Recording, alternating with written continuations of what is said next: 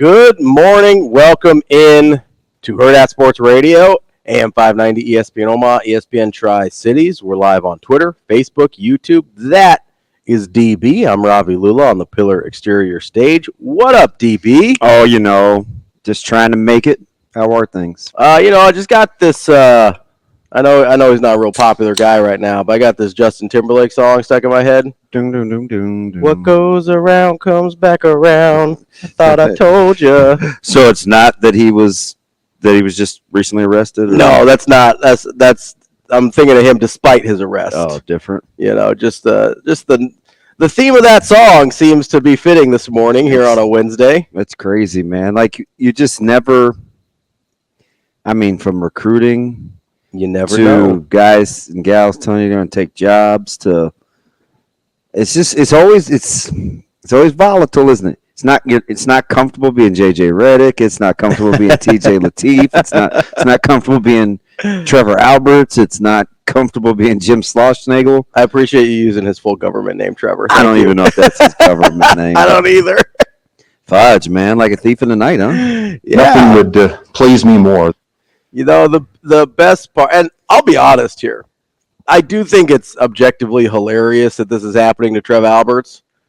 I honestly don't think it's his fault. No. If I'm being real, is it hilarious? I just don't think I think it's too much to ask that he had his finger on the pulse of this early in the tenure with this kind of relationship with his coach. But his coach did kind of sell a bill of goods. The only thing that I've heard that you like, and I'm not in the nitty gritty with Texas A&M, but I smell fantastic. I have spent a little bit of time on their message boards, which are the A&M Ags. Tex Ags, yeah, which are just ridiculous. So you think message boards around here are bad? My God! So my ace support guy, T-Mac, of my minority friends and whatnot. He said if Ravi wants to let his hate for Trev stew, tell him to log into Texas Ags or any A&M message board. And I'm thinking to myself. We simply can't do that. Self? Yes, self? Selfish. How is A&M mad at Trev? That's kind of what I'm... So here's the only thing, and this is what I've gotten from some of my perusing on the internets. I like when you use big words. Perusing is only 3 syllables. Listen, I say that all the time. One of the officials... who was out at 707 the other day. Yeah. He sent me a message asking if he needed a dictionary or something. I was like, hey, my fault you can't understand English. And because it's like the vocab isn't like huge. No. But sometimes I just think people, I don't know. I just want to say get smarter. Is that what you want to say when I like? No, because I know you're kind of doing it in jest because you actually know what the words mean. They're just less common words that people don't use all the time. Right. And so it's like, I just need people to get a little peruse. Yeah, I just need people to, get. How come you just couldn't be surfing or, I don't know, bumping around or? I've had this problem, quote unquote, my entire life. I literally remember a conversation when I was in like 4th or 5th grade. Yeah. Where I was talking to somebody and I used a more complicated or less common word than what most people would use in that situation. Yeah. And it was a peer too. It wasn't even like a teacher. They just stared at me and they go, why didn't you just say whatever that word was? Try being black. And I'm like, I don't know. Okay, try being black. I mean, I was brown in West Omaha. It's the closest they get. I'm like, really? Like, what do you want me, like, am I, I don't know. Like, I'm sorry I read. My bad. Like, what do you want? Like, you learn new words sometimes. And I felt like peruse was more appropriate than surf or browse. It's kind of just what you were doing. Yeah, because I was just perusing, Not Parisian, but I was perusing. Yeah, you don't want to do that. And so, but the one thing that, if you want to blame something on Trev, and I don't know and you do. I actually, in this situation, I don't actually. I think it's funny for him, or I think it's funny for me that it's happening to him, I should say. You're wild. Because I stay petty. But the only thing you need a T-shirt. Stay petty? Yeah. Hashtag stay petty. Print the shirts. Let's do this. No, the only thing that I saw that would put any of this on him is apparently when Trev went in and started reshuffling the athletic department, he got rid of some people that Schlossnagle either was close to or liked or whatever, right? So that's the only thing, if you want to pin something on Trev, that's it. right? I also, like when you hire a new athletic director, they're going to hire some new people. That's sort of just how it goes. And maybe Jim Schlossnagle didn't like that. Whatever, right? That's not really here nor there. But that's the only thing I can think of that I've read that makes any sense for why While people you were perusing? While I was perusing. While I was surfing for the lay people. So how long has he been there? 2 months? 2.5? Ooh, longer than that, I think. I don't listen. It's going fast. I think it's been like 4. We're touching July after this weekend. Just tell yourself that. I don't like that. We just blew through half the year. Yeah, we really did. And I'm still waiting on this dead time for sports. We're not dead yet, because maybe knock on wood, it's happening, but in another couple of weeks, we're going to be talking about media days. Yeah, about a month. So it's like, I think Nebraska. I think they wrap up a month from today. Media days. Yeah. So it's like, what happened? What are we even doing? How long? Here? So when do you get there? April? March. Jeez. March 18th. It was 3 months, 3 full months. You just had that in the old Rolodex? I thought it. No, I Googled. Yeah. I mean, my recall's good, but that's if we were perusing. Yeah, I was just perusing the internet. So, 18th to the 18th April, 18th to the 18th May. Yeah, so 18th to the 18th June. So 3 months. 3 and change. Yeah. How firm a handle do you have on what's going on? Pretty good. Who, me? Just as an athletic director. Oh, probably not. No. Yeah, and it's not funny anymore because even our national guys are like, yeah, it is different with baseball. We just talked to Phil. He wasn't even one of our D1 plants like Kendall Rogers or Aaron Fitt. And it's like, I just don't know if people like pay enough attention how college baseball does it like no other sport. Yeah. They want a guy, regardless of where he is. They just go get a guy.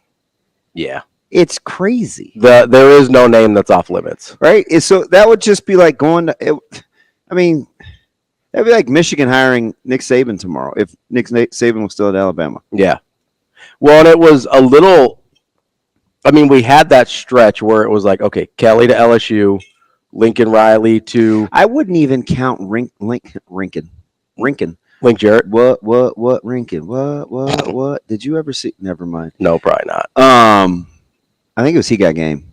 Oh, yeah, that's Travis Best Rip was he was singing the song about their high school. Yeah. I am Lincoln. What? Walter McCarty? No. Yes. I need affirmation that you were at least. I've seen He Got Game. I know who Travis Best and Walter McCarty are. Okay. Travis Best was a little point guard for Indiana. Yeah, he was real. Yeah. I think he was real. Yeah, he was. He was in that movie. And I was always a big Travis Best fan because he was like low-key a good backup fantasy point guard. I liked He had a nice little game. Didn't he split time with Jamal Tinsley? Wasn't that backcourt? Yeah. Yeah, I know a little bit of late 90s, early 2000s basketball. But they were so small. Yeah, they were tiny. Yeah. But anyway, I don't even know if I would put Lincoln Riley in there yet. Okay. I get the star power. Like his tenure at Oklahoma was like lightning, right? It was like, like he had this like incredible. But he doesn't have the depth of success, like his history. Right. It's pretty he short. He had done it at multiple schools. It's like, even South Carolina hiring their baseball coach, right, with Maneri. It's like, wait, what? Oh, that happened quick. Oh, we just snatched a couple coaches on staff too. That, like, it's just college baseball, and I get it. It's big money. I was like, is it because there's some good jobs out there that probably? I think there's a disparity money-wise. Just look how casual, like Phyllis said yesterday. I don't know. You'd have to. I mean, Brian O'Connor. Like, nothing about Coach O'Connor screams Texas, right? No. He's a multi-time national champ winner, but it's like, oh, you just pick up the phone and call.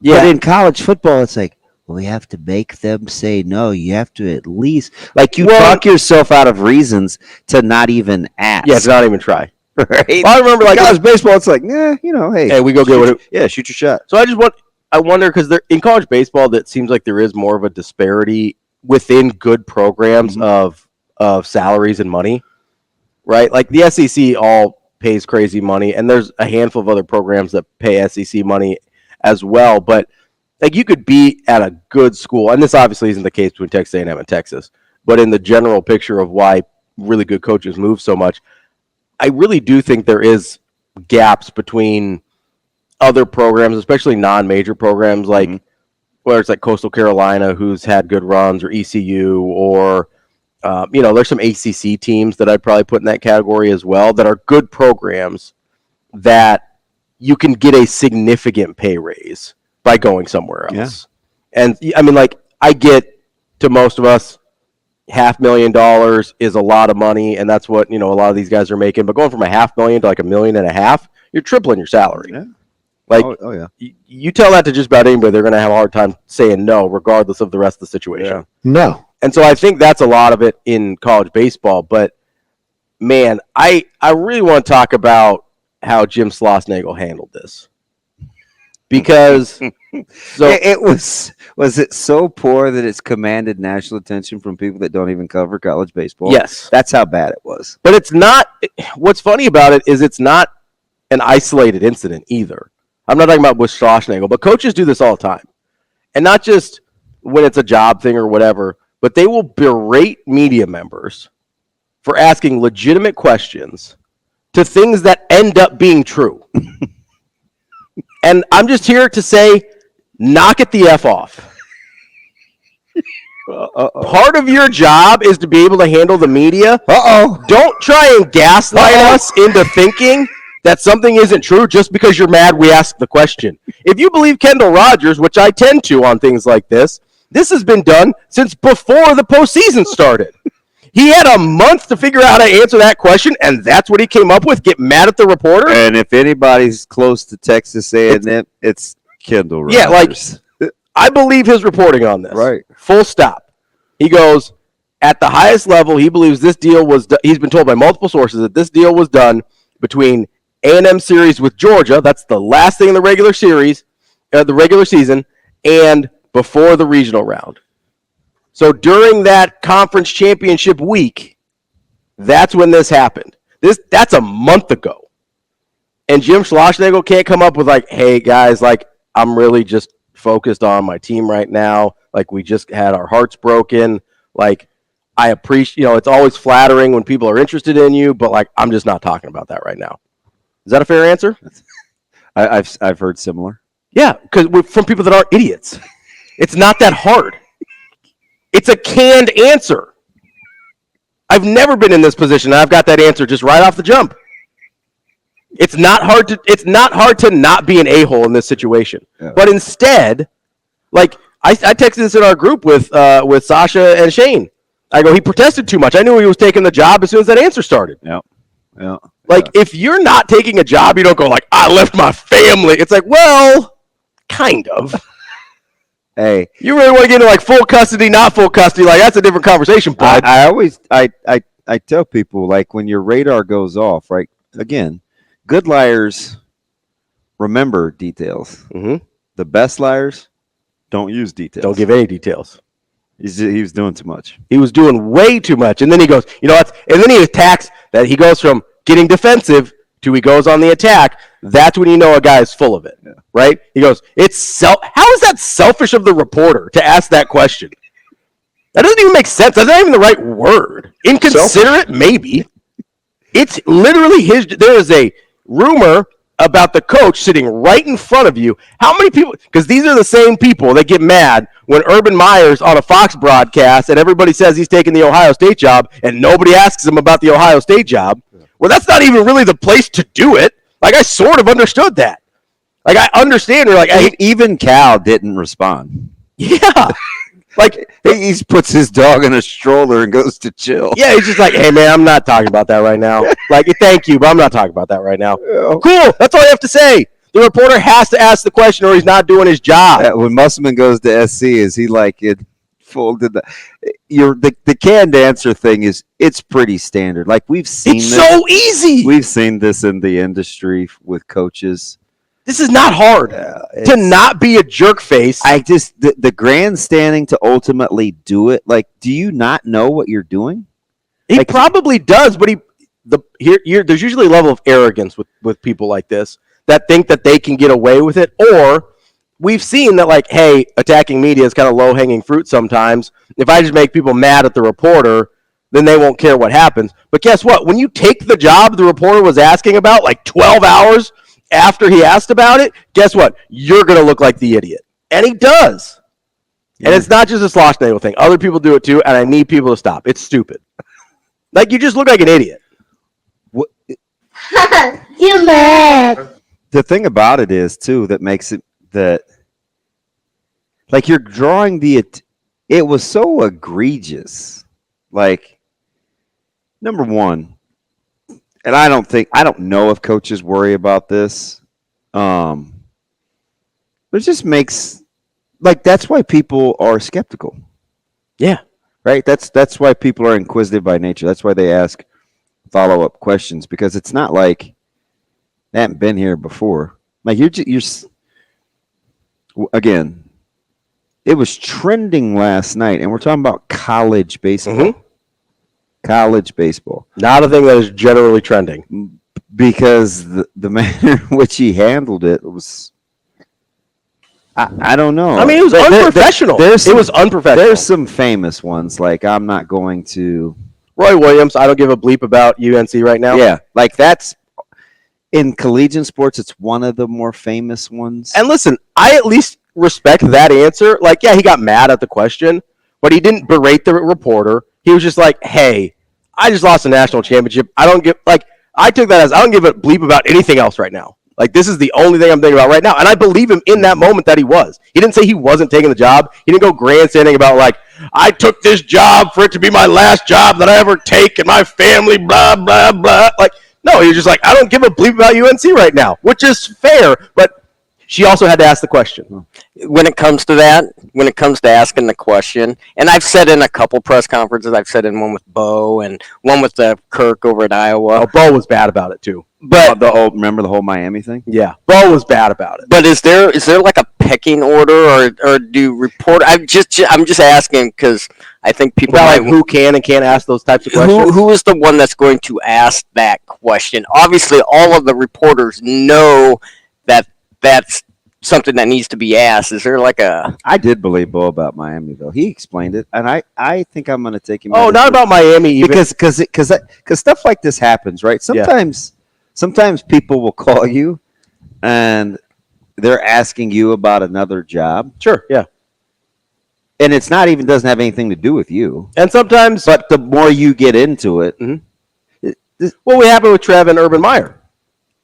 Early in the search, Trev was talking to Urban Meyer. I think he was getting his gauge for other people. Mm-hmm. I don't think Urban Meyer was ever really a candidate, and people either were thrilled or horrified that he was talking to Urban Meyer. I was talking to a guy asked me about a local job here in November. Yeah. It was originally like, hey, keep an eye out.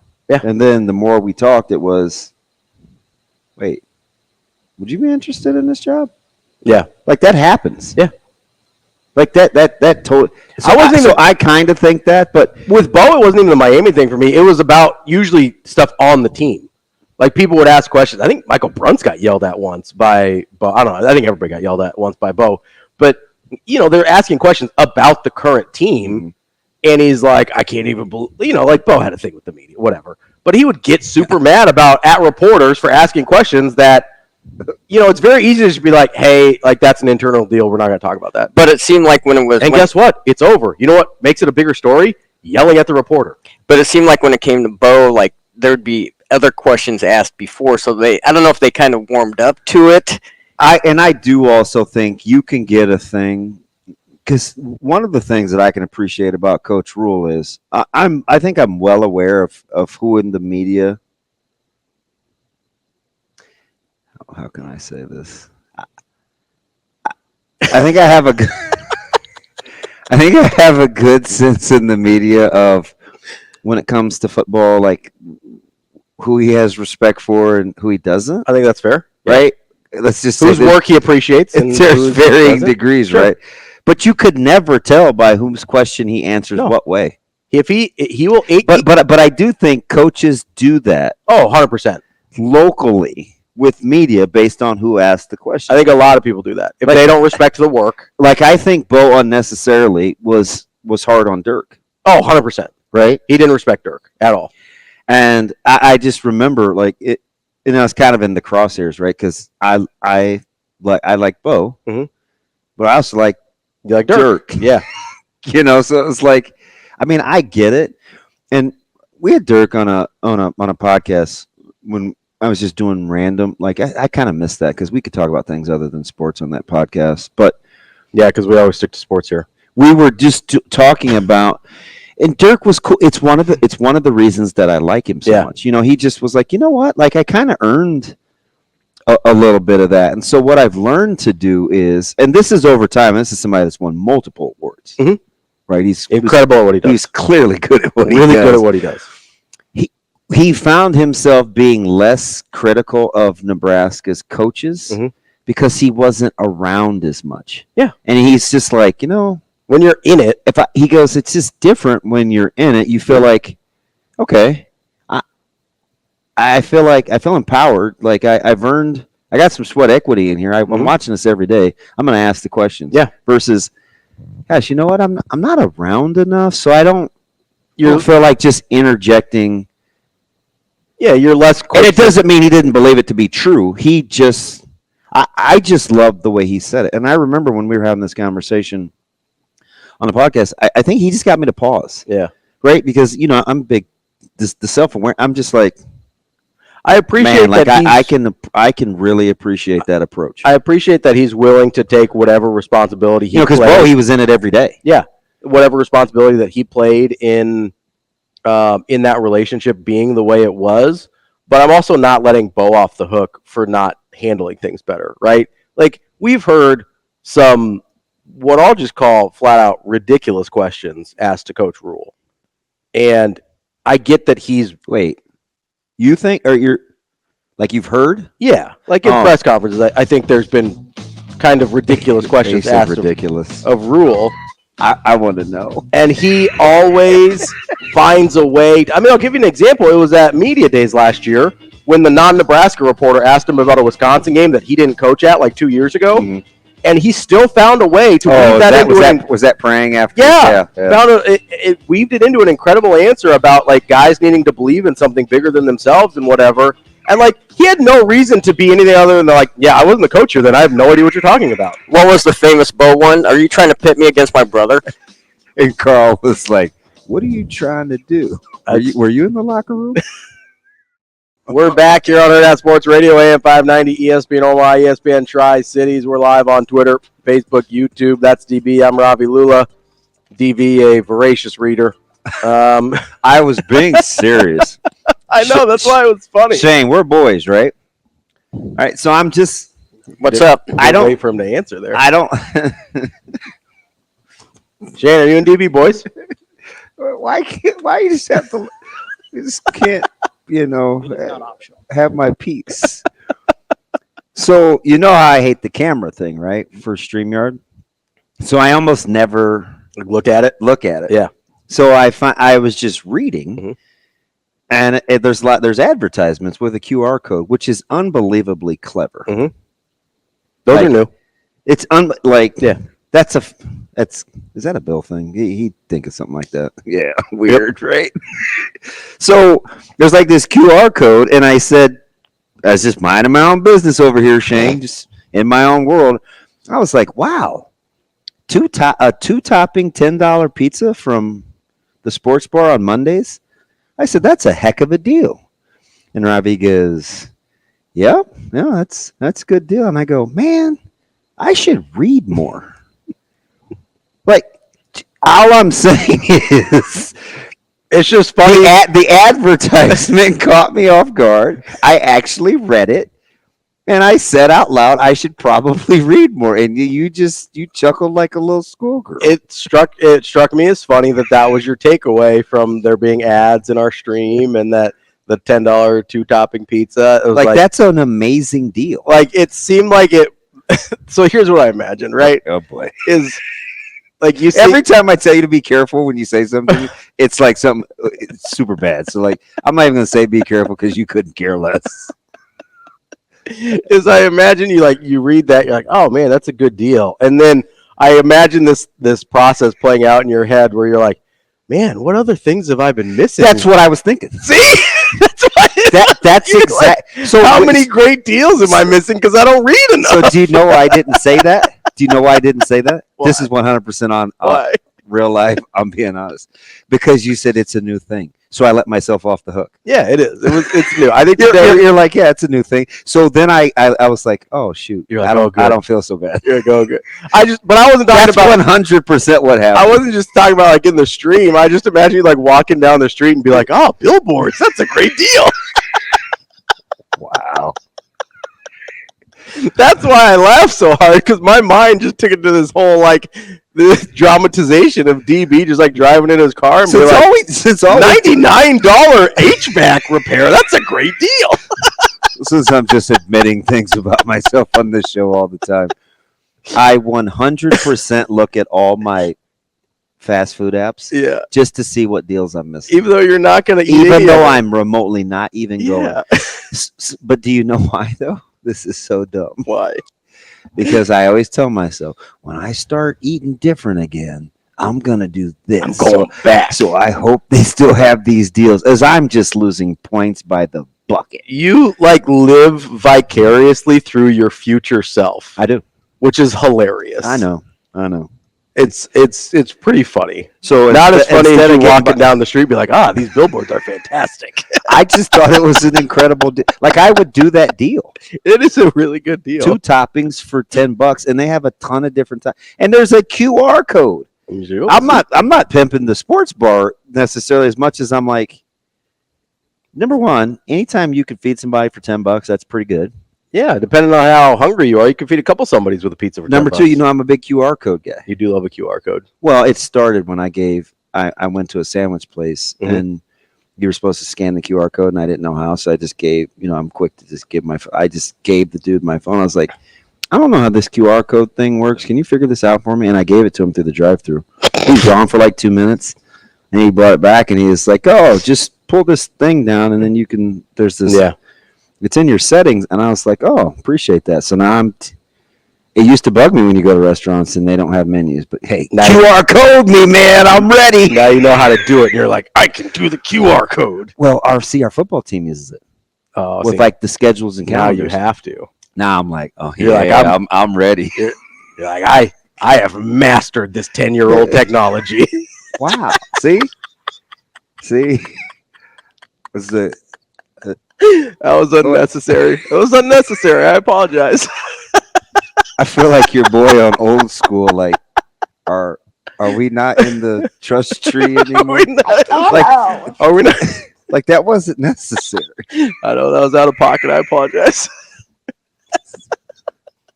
Listen, here's the problem. Okay, short story long. I should read more. Sometimes It's fine. you gotta stop saying that because every time you say it, I imagine you like in Times Square looking at all the billboards and be like, "Oh my god, what a great deal!" Sometimes though in public, it does calm my nerves. Just to be more self-aware of my surroundings. Okay, I'm done. All right, I'm good. I'm good. I'm sorry. Glad I could make your The morning. problem. So here's the problem that I have. This is a me problem. I'm taking responsibility here and accountability. You know how important that is to me. Right. It's this dude. Sometimes when there is a joke that I see, Mhm. I can't not say it.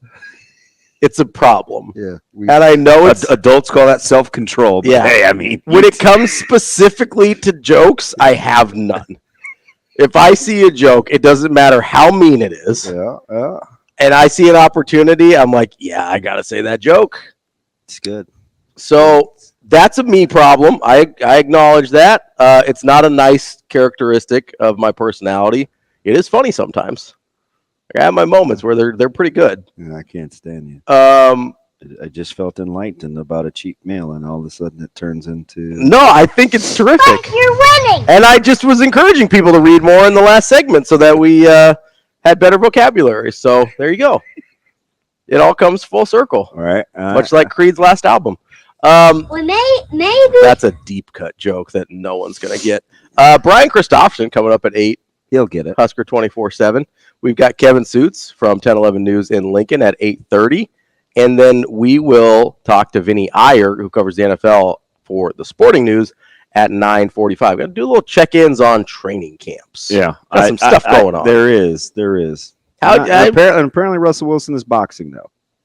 Yeah, what could go wrong there? He just likes to stay fit.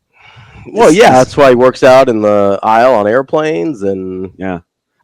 We're in the dead period, right, for recruiting? I believe so. Yes. Okay. Just don't ask TJ Lateef about it, because he won't speak on that. You're not going to get me fired up. You're not going to get me fired up. How do we feel about guys that like the process a little too much, Damon? Well, there are some that are worse. Yeah. But I get it with quarterbacks. I do too. I also like. And plus, I kind of like Nebraska's recruiting. I like how they're doing the quarterbacks. Yeah. Well, offers a couple years out. Mm-hmm. Got some guys in the fold. Now, Lateef is obviously part of that. Yeah, it's part of the strategy. It's part of the strategy. For so sure. It'd be cool if I don't jump to too many conclusions. But I also just wonder, I mean, is there any part of you that's like, okay, if Dylan Raiola just comes out and is awesome. Yeah. And TJ Lateef looks at it and he's like, yeah, I'm not going to play for 3 years. Like maybe he goes somewhere else. That's on the table, right? Yeah, it happens all the time. So that's why I don't like, because unless you're like a handful of schools, Ohio State, Georgia, Bama, and apparently Tennessee and Ole Miss now, and who else seems to stockpile? Ole Miss doesn't really do it that much out of high school, though. No, I know, but the transfer portal they do for sure. It's incredible. But it's weird. Like for as good as Kiffin is, maybe he just doesn't like dealing with young kids, and he's like, yeah, I'm just going to deal with the 22-year-olds. Yeah, I don't know, but he seems to always have options at quarterback. 100%. But yeah, outside of I guess I'd want to go play for him. I mean, even like Oregon gets Galen Gabriel and Moore and Dante Moore, which is a lot of people at the time were like, oh, that's kind of weird that Moore would choose to go back up Gabriel for a year. We assume, but who knows? Maybe not. But it's weird too because Lanning's turned out to be, at least this is early, and I'm not like going to rest in this because I've changed my mind about how I feel about people, some to the good, some to the bad. Lanning doesn't appear to be all that likable when I listen to him sometimes. And I listen to him quite a bit. I do like the fact he is a guy that will protect his own, though. So I feel like he's not very charismatic. I don't find him unlikable. Yeah. Like, he doesn't do anything that gives me, you know how I get with people where it's like, that guy just gives me bad vibes. He doesn't give me that. I just don't think he's terribly, like, engaging with the outside, and I don't think he cares to be. But it seems like he seemed pretty honest. Like, when the Alabama job came up, he said, yeah, I'm not going to Alabama. I love it here. And he stayed there. Like, I'll give him credit for being fairly straightforward. Or, like, when teams make him mad heading into a competition, like, he's not afraid to talk reckless. Yeah. I mean, it's not reckless when you go out and put, like, 42 points up in the first half. Yeah. Hey, remember what I said when you guys were giving me a hard time on Tuesday? No, but I do got to ask PC because we were just singing Donnie's praises, and linemen are just falling by the wayside. But that happens when you shoot for the big guys, high-end guys. We'll get to that and more coming up on Hurrdat Sports Radio. Wrapping up hour number 1 here on Hurrdat Sports Radio, AM 590, ESPN Omaha, ESPN Tri-Cities. We're live on Twitter, Facebook, YouTube. I don't know if DB's going to make it through the whole show today. I'm out. He's, got your buddies piling on. I feel personally attacked. Sometimes I just say things out loud. It's fun. No, I do too. I say dumb stuff out loud all the time. I didn't even use the D word. No, I was calling myself. Oh. I was saying I say dumb things. I feel like you were kind of intimating that. No, I think what you said was true. It's a good deal. Yeah. And reading about good deals is good. But my mind, because I'm goofy, when you said I should read more, I just had this whole scene play out in my head that was really funny to me. Yeah. Mm-hmm. I'm a weirdo. I get it. It's fine. Good. Appreciate your support. I'm trying to be, a lot of Bartles and James moments. I'll take it. I don't even know what that means. Again, old guys commercial. Appreciate your support. There's wine coolers? Well, that's definitely in your wheelhouse. No, I'm a seltzer guy. How dare you? Close enough. So it was old guys sitting on a porch drinking wine is what it was. Wine coolers. Yeah. So I don't even think they make those anymore. I think seltzers is the thing. So now. What is? I don't even know what a wine cooler actually is. Like, I never had one. So Shane, were Bartles and James the most famous? I would say probably. There were Seagrams. Wasn't there Seagrams or something? Was that a wine cooler? Because there's still a Seagram's brand, but I think it's like water. No, I think it's a spritzer. Oh, maybe that's right. Yeah, maybe a spritzer. I was thinking. I'm not sure. Like that's one thing. That's interesting because that's one thing. Oh, it's a gin. They make gin. Seagram's? I think so. Oh yeah, like guys that look like me used to just call it bumpy face. And then it morphed into Naughty Head. It looks like they still make some sort. Seagram still makes something that resembles a wine cooler. So you don't have any idea what that is? Not really. Like I've heard of them. I obviously know That's interesting. it was like one of those. Is it like a Smirnoff kind of? What's a Smirnoff? I just know it as a vodka.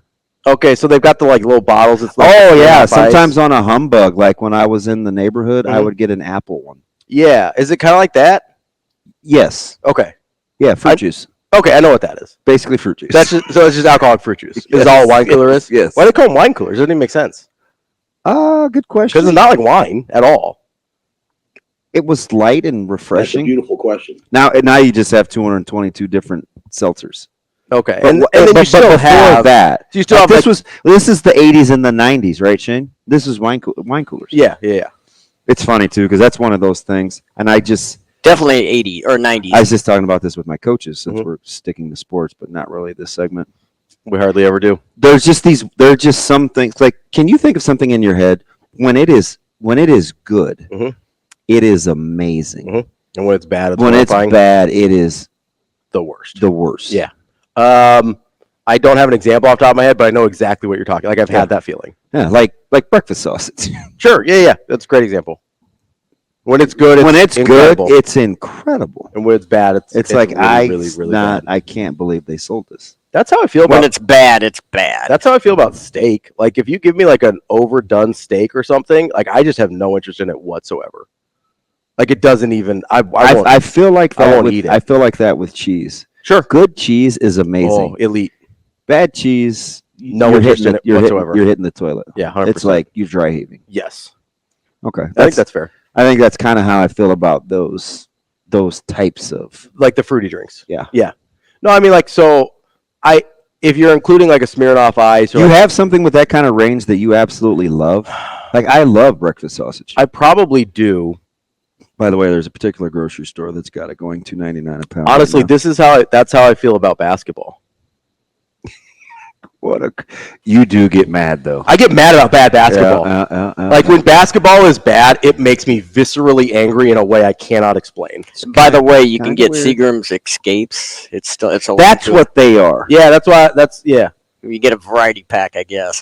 Is that in your wheelhouse? That's why no, I asked that's the about first time I've heard of Smirnoff it. because they look That's probably a fib.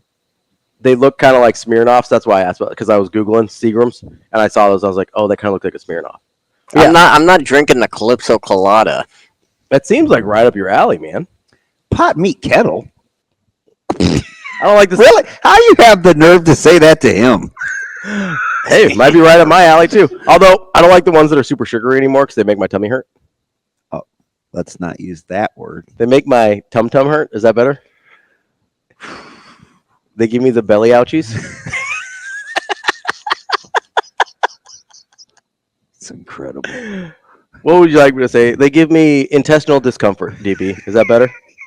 Why is it you're perusing for another term for a stomach ache? Wow, dude. I don't like how my tum feels. Amazing Daniel says on Oh, Lord. the stream he's talking about the hard lemonade. Jack Daniels had like the hard lemonade and stuff like Well, that. so did Mike's. So Mike's are Mike's. like when I first started drinking, like a That would Smirnoff- be kind of the a Smirnoff or a Mike's You know, an Hard upper was kinda level like of a it. soft entry into alcohol. So over the break, just go to YouTube and Google Bartles and James commercials. Okay. And it's just two old guys On a porch. sitting on a porch. See, two old guys sitting on a porch drinking fruit juice. I'm all like, let's do it. Kind of gives you That's weird gonna be me and Southern plantation vibes, but Well, it until was a crisp, refreshing drink during that time. listen, I like a crisp, refreshing drink. They're delicious. There's too much sugar in some of those, though. That's why I like the seltzers. They don't have much sugar. Yeah, I'll take it. Steve is on to something though, because I did buy Boone's Farm, and I'm not going to sit here and tell you I didn't, but it was cheap. Yeah. Anytime like you could get a bottle for like $3, you're just cracking yours. See the stream. Our stream is dangerous. TK goes, does it cause anal leakage? Boy, that's a deep cut. You can't say leakage. That's how you know he listens every day. I didn't talk to Shane for 3 days. Do you remember that? Yeah. Like I cut him Hey, off. you can't say leakage. Like, how is that the word that bothered you out of that whole thing? Like, yeah, I cut him off. So what I'm going to do to you here shortly. No, it's fine. But aren't you a little bit curious, though, when you're shooting for the big fish? And I do want to talk about this with BC. yeah, we'll get into real stuff at some point, probably. So, Kalantiavalu Mhm.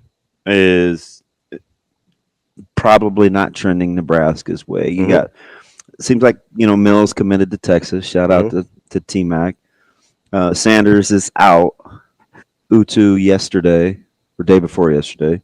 Then yeah, It was on the bottom line, too. That's how you know. I think is Went to Tennessee. who's the one that went to Oregon State? That Just was a just last night. Oh, Tapu. Yeah, Tapu. Yeah, Yeah. that's what I was thinking. Went to Oregon State.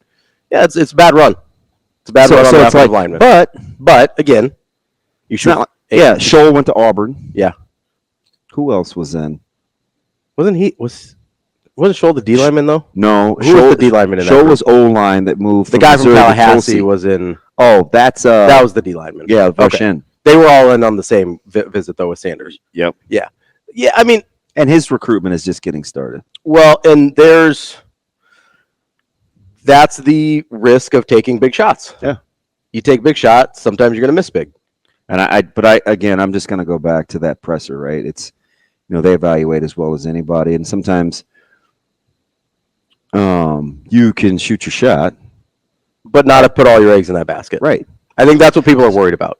So then Is that fair? Is that yeah, what but you I think? think two things can be true at once. So Yeah. that you can also appreciate the fact, and maybe I think they're kind of offended by the diamond in the rough thing. Yeah. But you can also find guys that may be off the grid. Yeah. A smidge. And listen, Their eval process is the eval process. It's just a little clearer when a guy's highly ranked. And don't get it twisted. There's some highly ranked guys that they have no interest in. that don't really move their needle. Yeah. They'll play the game, but don't really move their needle. Yeah. I think that's totally fair. And I think there's much lower ranked guys that they get really excited about, like genuinely excited. Yeah. Not because I think we look Were you surprised to see Hofkin settle in at Deion? only just because the initial reports were offensive line. But for his current size and age, it probably makes more sense. Because he's only in like his 250, 260 range. Yeah. And he's 22, so he's probably like putting weight on him is probably harder than on an 18-year-old. And if you like the way he moves and bends, then like DN kind Don't of tell that to Joe Alt. Well, They're banking on that. yeah. And he's just a pup. Yeah. I mean, you're still going to grow. For sure. But yeah, you're But right. it's harder at 22 Yeah. than it is 18. Yeah. And I wonder, like, what the scale, like their DEXA and all the stuff that they do for that. I wonder what the difference is when you fast forward it in 4 years. 4 years. Yeah, I don't know. That's an interesting. Because I'm just making Because you probably don't have a ton of comps. No. Of like, hey, they're 22. They haven't really been in a waiting a strength and conditioning program yet. Yeah. What's that look like? Yeah, I wouldn't imagine. You'd probably have to. I'm not making a joke here. You probably have to go to BYU, where you got some guys that start older because of the mission. You get a lot of like 20, 21, some 22-year-olds that are coming back to college football. That's probably the place you'd have to go to get that info. But they'd have to kind of do it similarly. Yeah, they'd have to perform- run similar systems on it. But I don't know where else you're getting untrained 22-year-olds in college football, Slim to none. Yeah, pretty much nowhere. I was looking at, you brought up Oregon State. Mhm. And because I was having this discussion online about like just data and rushing the football and running it when you need to, and just a total rabbit hole. And I was talking to my guy Stetson, and we were comparing just some data. Mhm. And so I went back and looked at a few things in the red zone and rushing. And we think Smith's a good coach out at Oregon State, right? Yeah, it was. Yeah. Yeah. Was. They're top 5 in the red zone in the country. Really?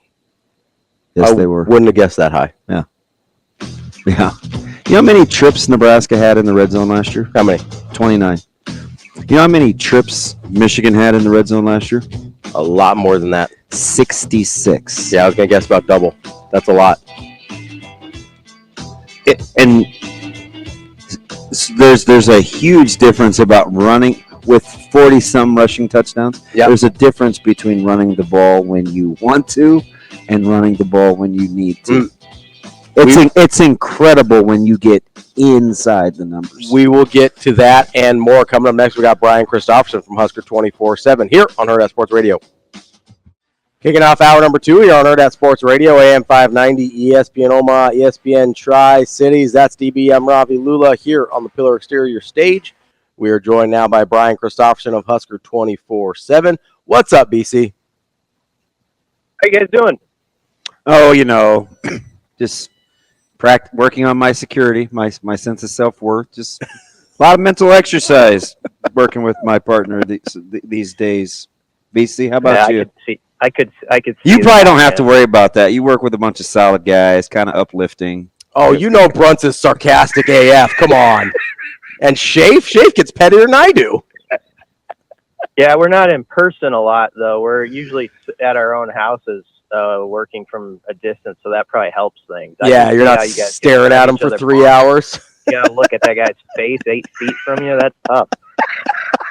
So I stood with him for probably, 30 minutes with all these footballs flying around us. Schaefer, not me. On Friday. Well, I didn't really talk to you, but you were there too. But Friday at 7-on-7, like literal boots on the ground. I mean, this dude was taking notes, just writing his brains out on Friday, man. I was like, you know what? I kind of appreciate that vibe, Shafe. I like that about you. Yeah, boots on the ground. That's good. Good to see that. I was not out there. I was in my air condition. So credit to you guys. Hey, so we were talking. It wasn't too bad out. This is on the heels of, and I love that he said it.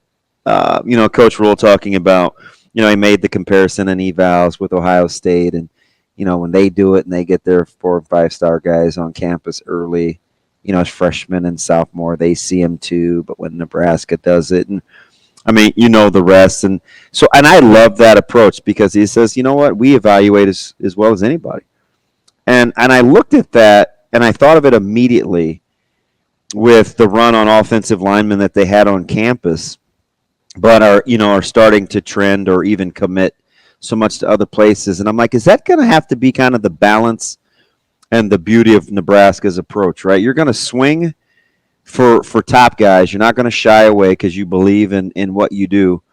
But you're also going to have an eval process where you may actually get some guys that, and I hate to use Diamond in the rough because he obviously kind of bristled up at that, Yeah. But like some guys that may be off the radar too, right? That's just going to kind of be their balance. Yeah, that's part of it. Plus, it's just the ebbs and flows of recruiting. I mean, you use running back as an example. Like, there's these stretches where it's like, what's going on there? Who's coming in? And then, you end up landing Parker. And, Mekhi Nelson's an interesting ad, kind of in a string of like a month. And so that changes the whole dynamic of the room. It feels like it does come in waves sometimes at a position. It's sort of like watching Minnesota Twins baseball. They'll win 7 in a row, and then you lose 4 in a row. Sometimes you're in that streak where you have 2 or 3 linemen that sign up in about a month span, and then you have that stretch where nothing's happening. But I was just looking at it because I know we really pumped up Donnie last week, and so then this week it's like, what's going on with Donnie? Because they didn't get those guys. And I was just to remind people though, okay, this is the 24 class. Grant Bricks, Gibson Pyle, Preston Tamua, Landon Davidson, Jake Peters, Rugaroli. That's 6 guys. 23, Gatula, Knutson, Sledge, Tyler Kanak, Ben Scott was a transfer addition. Jacob Hood was in there too. And Machachek is also, I believe, on the O-line now, if I'm thinking right on that. So that's... Mazuka's in there. Yeah, he is. Mazuka's in there. So with Mazuka in there, that's 14 names in the last, 2 cycles. So all I'm saying is if there's someone who's a little panicked today, and they're like, oh, man, what's happening with this class? I understand that. You can have that discussion. But it's not like that building over there isn't pretty heavy with a lot of, young prospects who are building right now.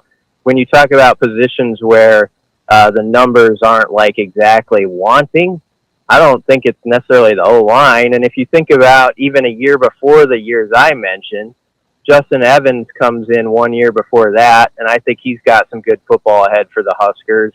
Obviously, you've got to, after this season, kind of work in who's the next in line after Ben Hart and Ben Scott.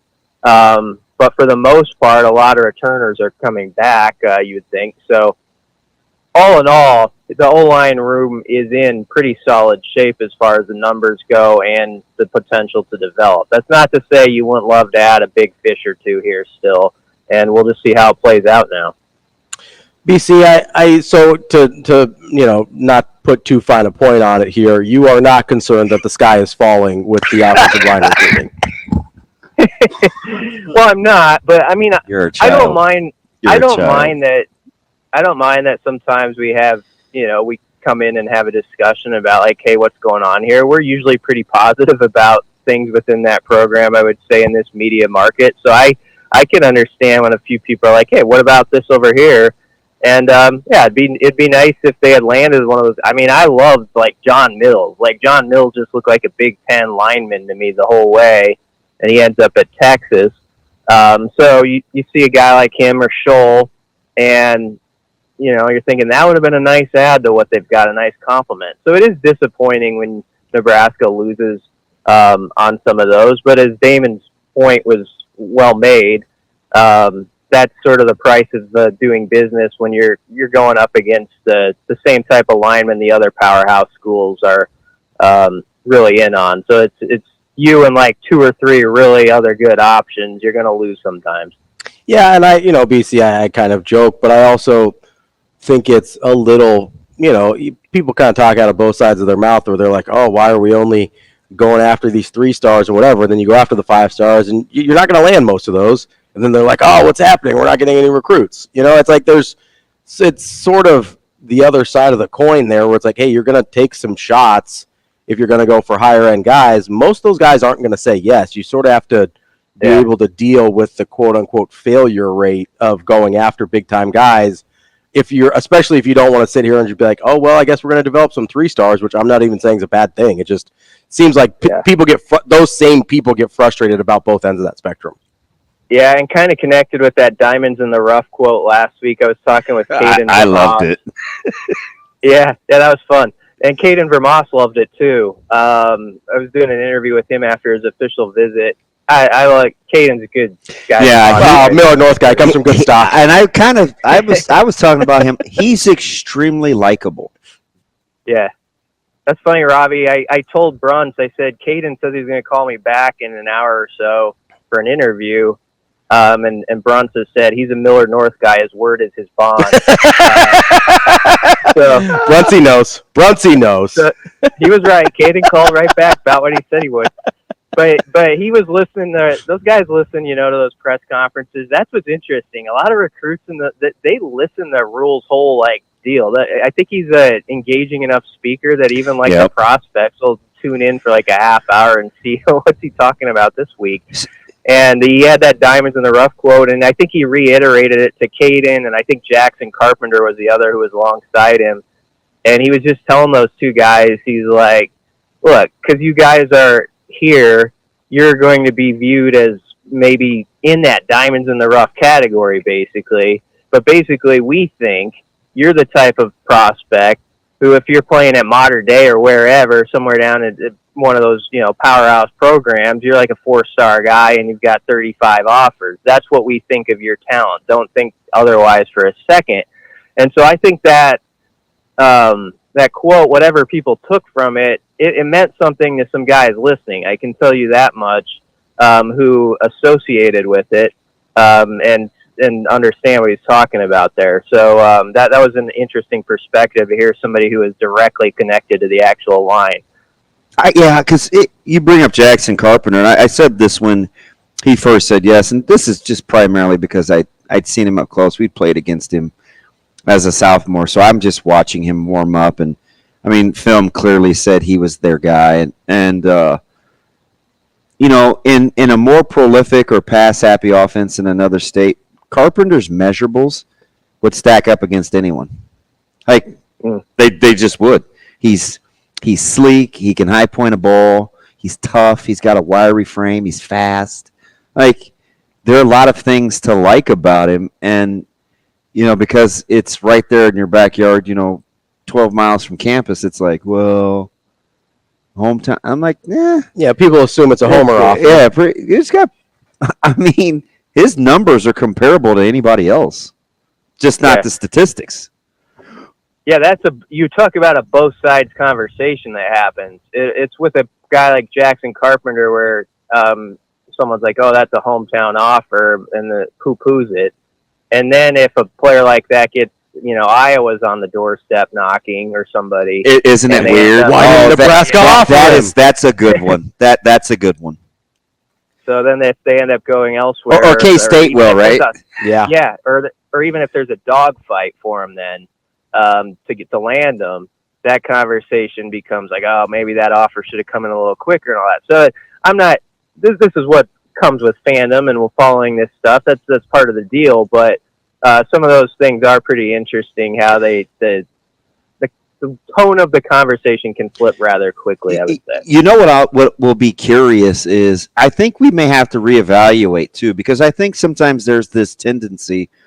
I do think in 2024 we're more apt to say, okay, Iowa they are tough evaluators, so that offer me. I think we've turned that corner. Mm-hmm. We still don't respect it when it's an offensive guy though, because of their offensive prowess. But I do think unless it's a lineman. We like it when they offer linemen. I do think we may have to adjust our train of thought with Kansas State, because quietly those programs are starting to win more than they lose, and they're winning more than we are. So I'm not we better be careful, right, about not understanding that these guys are pretty good too. Like if Missouri comes in and makes an offer, it's not. Well, it's Missouri. It's no Missouri. Wins a good lot, SEC school. Wins a lot of games. Yeah. Right. It's like, I don't know. I just think we have to recalibrate what teams within the region are doing around us too. BC, I'm even to the point where like if NDSU or SDSU makes an offer to a guy, I'm like Nebraska probably needs to be knocking on that door. Oh yeah, that's another. Yeah, I could see that. Yeah. I mean that's a. I mean, watch South Dakota State play along the D line. Yeah, that's. And those guys are getting drafted. I'm not saying they have to offer all those guys, but you better make sure. Yeah, you gotta be on it, and that's the thing where I would say about this staff. I feel like they're doing a thorough evaluation. Where if they haven't offered somebody yet, it's not because it's like they just haven't done the footwork. I think that's the part where I think people should be comforted by. I feel like they're putting in the legwork to learn about guys, and I think there's some prospects even locally who they didn't just walk out of camp or June with a Husker offer yet, and they've been offered other places. But that doesn't mean the story is necessarily over. We're talking about some 26 guys who were told, we just want to see a little bit more of your film into the fall, and then there might be some noise there. So I like that part of it. I do think they put as much intentionality into their camps as they advertise, and I think most prospects walk away believing that to be true. And so that's the key part, is just that fairness process of your routine and how you go about that. And I think most recruits I talk to seem to think they're given a fair shake for the most part, and that hasn't always been the case. So that's a good thing. So this recruiting profile, while we're on it, seems to include like recruiting like well-rounded young men, right? Like they just don't it's very few grade things. It's just the portfolio seems complete, right? Not just the athletic side when they're doing their due diligence. Something or nothing in my head that this seems like a team that gets along, right? I think it's very understated because most of us aren't around enough, but this team strikes me as a team that gets along very well, and I think there's something to that. There's got to be intentional on Nebraska's part, right? Like recruiting guys and getting guys in the program that fit within the culture. Yeah, that's something. And I know it always seems like we're pumping the positive when I'm on here, but every recruit I talk to, almost every one of them, talks about family at Nebraska. And if you look around and look at updates at other programs, that's not always the case where that's just like the common go-to line. Like there are certain go-to phrases recruits always use, and like I think people at this point are kind of worn out. The facilities are unbelievable, don't get me wrong, but people want more than that line about like, oh, the facilities are shiny. But the thing that is a constant is those guys, recruits will say those players, they truly like each other, like you're saying. It feels like a family with the coaches. And the other part of it is there's an expectation that this is going to happen. That is success. And a lot of recruits say there's just like a sort of vibe in the air over there that even though this is a program that hasn't been to a bowl game since 2016, this staff and those players right now are so fired up for this season, and there's just an expectation like, yeah, this thing's going to turn the corner. Do you want to be a part of it or not? Because it's gonna happen. Don't even ask that if it is. So that's what a lot of guys are walking away thinking. And if you can back that up now this season, it is key. Because you can lose that momentum if you throw a 5-7 out there again or something like that. Then people start to get it, a little nervous about it and be like, okay, there's another one of those. But if they throw 8 wins or something out there and just confirm what sort of these recruits have thought on their visits, I think that can only pick up steam. We're talking with Brian Christopherson from Husker 24/7. Let me throw a little negativity into the bunch since apparently we're too positive. Or some potential negativity. So, as I'm thinking about this in-state, you don't have to. It's okay. As I'm thinking about this in-state recruiting process, right, and how they are doing the work, they're putting the work in, they're with the camps and their evaluations and everything like that. There's some guys, like you said, that they're probably still not going to offer that have offers from places like Iowa and Kansas State and maybe Iowa State and other good programs around the area. Do you think the fact that they put in the work gives them some grace with people that they're like, hey, we just didn't think it was a good fit? Or if that guy goes and pops off somewhere else, is it worse because they didn't just miss him? They're just like, he's not good enough, and they missed. Oh, if a local guy ever goes we're going to have one of those as a test, as a case study. Yeah, because it could go either way, right? Yeah. Right. That's a good question. If a local guy ever goes anywhere and gets rolling a bit, you're always going to hear about it every Saturday. I mean, think about like Drew Ott or somebody from Iowa, like in I say recent years. Some of this isn't that recent anymore, but they go over there and they make a play or whatever on a Saturday, and the whole like Twitter would just explode about it. Husker Twitter, like, oh, seeing so and so did this and that. So you're always going to hear about it, and I understand the point. You're saying that is it double emphasis now because we're saying they do such a good job looking at guys and they didn't offer him right away. Yeah, there will be some of that. So you got to live with your evaluations, but part of that is something we talk about a lot on this show is there's just a lot more prospects to choose from, or there always have been, but now other schools are recognizing that in the state of Nebraska. So you are not going to be able to get them all, or it just won't happen that way. There's going to be a few maybe you don't feel quite as strongly about, or they just pick somewhere else. And that's just part of the deal when you have a state that I think has really picked up in how other programs are viewing recruiting it. And, you're just seeing it with, as Damon mentioned, Kansas and Kansas State. Kansas used to be a program it's just not those aren't dirty words. Like, they're legit, man. Kansas used to be a program where if you wrote like, okay, this guy was offered by these 8 schools. Sometimes I admit I'll like write like the bigger schools at the front of that list because those are the ones the guy's in on, and Kansas would have been like 7th or 8th. Mm-hmm. You can no longer say that anymore. The way they've started to build that program, and definitely not with Kansas State. So it's a different game as far as like I think there's just better programs closer to Nebraska that feel like they can get in and get a guy or two. And I think there's now a better understanding. Man, there's a lot of talent there in a state that really loves football. We got to look into it because Nebraska can't have them all. And especially if there's some roster size change at some point, limit rule, that could impact matters a little bit too on that front. To that point, right? I mean, Ty Good went to Notre Dame. Trevor Robinson went to. There's some guys, right, from a long, long time ago where you saw some big name schools, but the last handful of years, probably I'll go back to like 18, 19, where you see Auburn, USC, Oklahoma, Texas A&M, Penn State.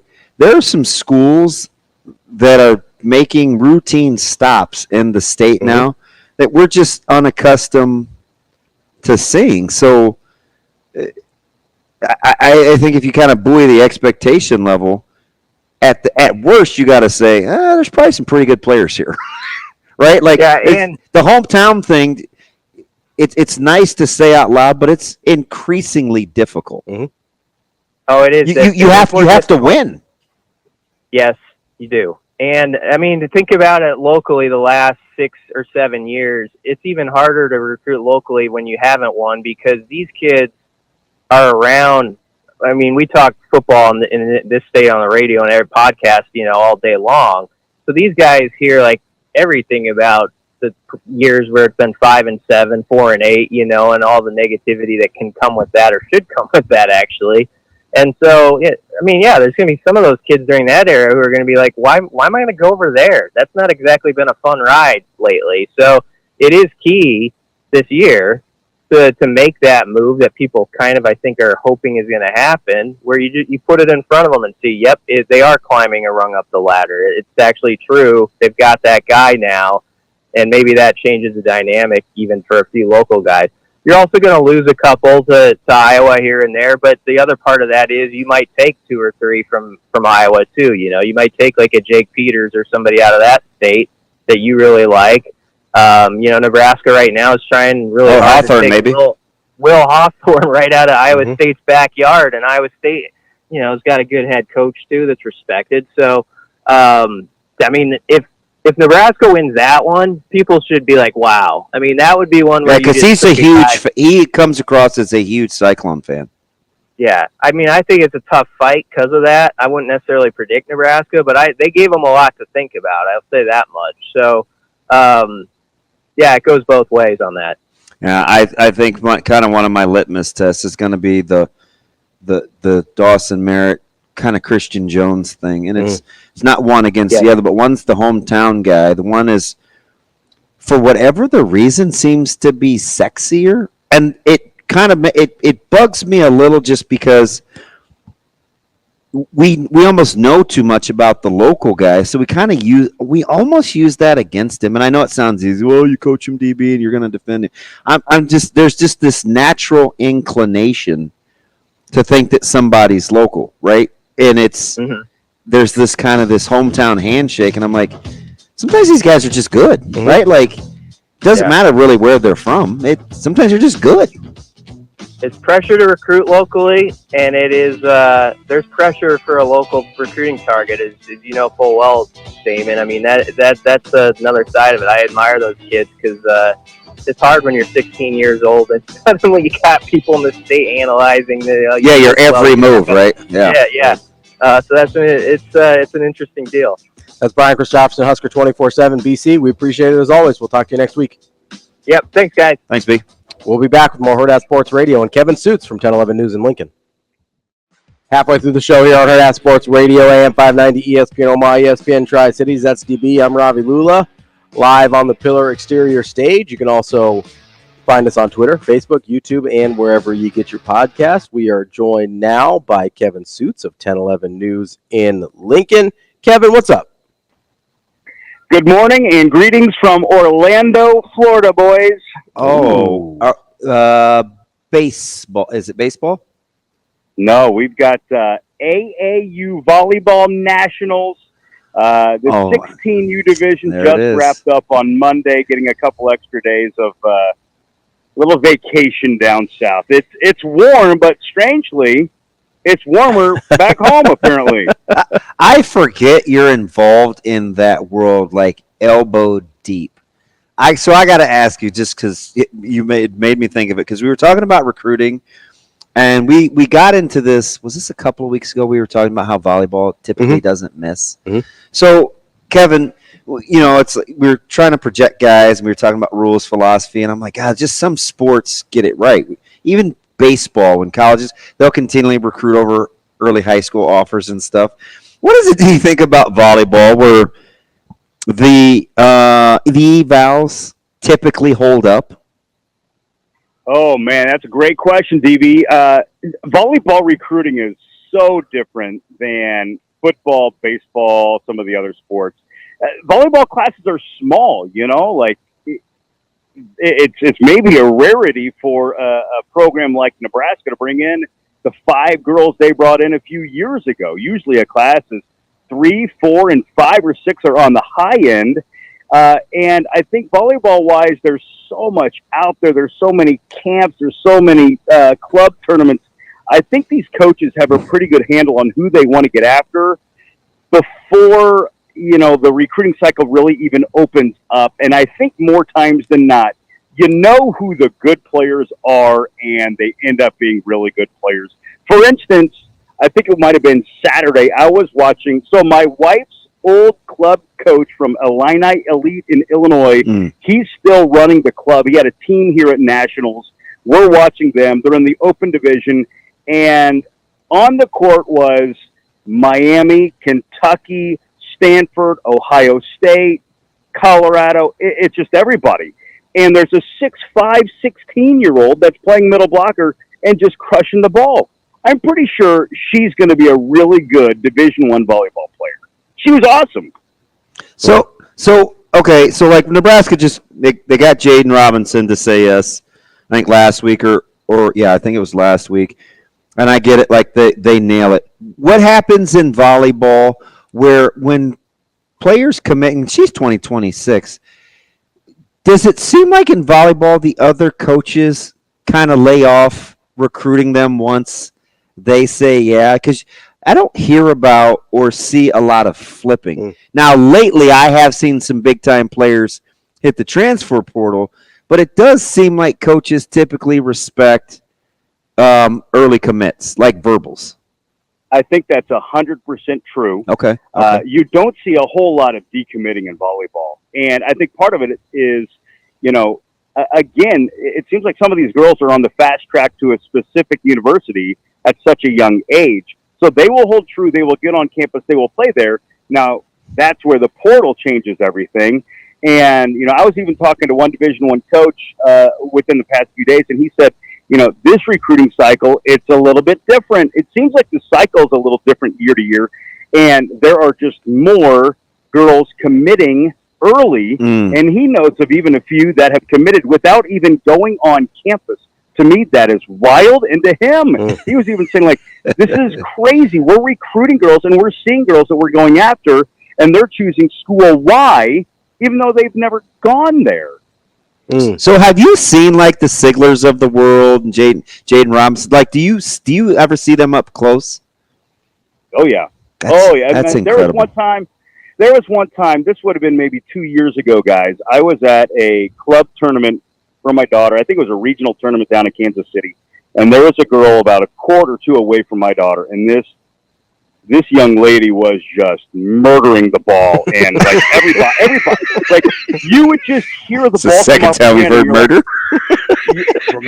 You were like, she murdered the ball. It did not live. No, like, and I looked her up on the website and everything, and I shot a text message to John Cook, and I said, if you haven't heard about this one, you might want to learn the name. And he goes, already know. I mean, holy cow. Shocker. But 5 steps ahead. So I watched Gabby DeVita at Nationals here. And let's just say they set her the ball every opportunity possible, and for good reason, because, if I'm going to use my word again, she murders the ball. Yeah. It's pretty impressive. Yeah. We're talking with Kevin Sjuts from 1011 News in Lincoln. All right, so Kevin, what's the itinerary in Orlando now that you're on vacation mode? Like, are we doing? Did you bring everybody? Oh my goodness, we've got grandparents. We got multi-generational here. Let's go. Yeah, we've got the boys. We got my old family. We got some baseball hitting in down here. Found a nice field in Celebration, Florida, with a beautiful cage. Got some cuts in. But to answer the question, we got my immediate family. We've got grandparents here, and that's kind of the case with our entire team. Was there were so many grandparents along, all the siblings were here, so we kind of took over the resort pool a couple of days, and a lot of football is thrown around. It's been a blast. The itinerary is today's travel day. We're at the end of the road, but we got a day in Disney. We got a day on the beach yesterday. We got to watch the NASA.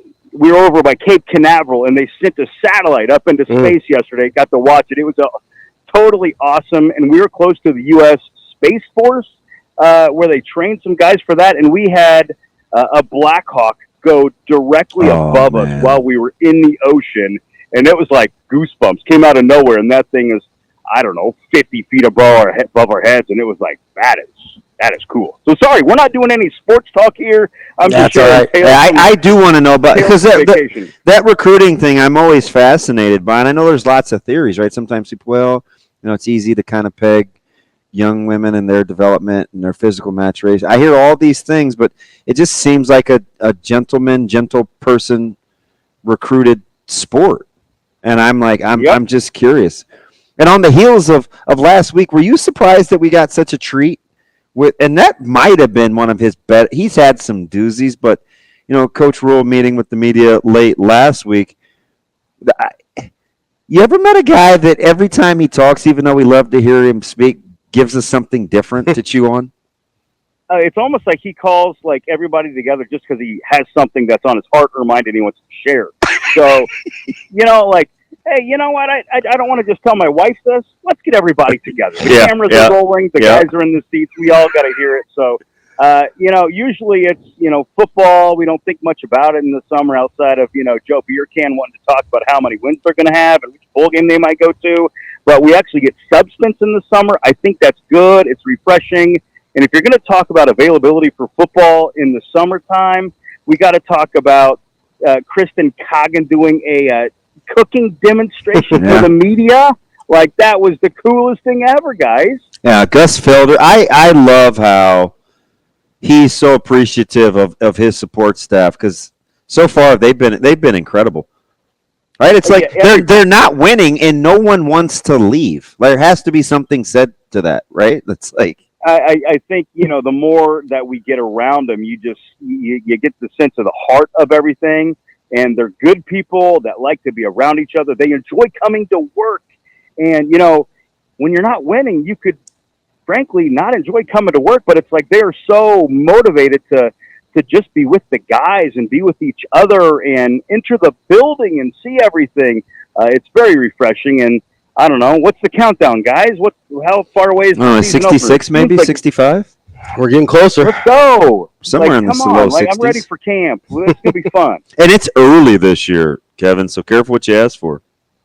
I know. It's late July, right? Yeah, because you start August 31st. Yeah, so Kevin, it's going to be on right around the corner in less than a month. I mean, come on. Well, media days is less than a month, and we got to make sure we pack a little heavier for media days because it's a 3-day event this year. Well, that'll be. We got 32 teams to listen to in the Big Ten. I mean, come on. Come on. Whatever. As long as it's football talk, it's going to be all good. That's Kevin Sjuts from 1011 News in Lincoln. Kevin, we appreciate the time as always. We'll talk to you again soon. All right. Be well, guys. Thanks, Kev. Be safe. I got to remind you real quick about our friends over at Team Jack Foundation. TeamJackFoundation.org is the place to go to donate, to volunteer, to find out what events are coming up, and to figure out what projects Team Jack is currently working with to find better treatments for childhood brain cancer and one day a cure. TeamJackFoundation.org is where you can find all that information.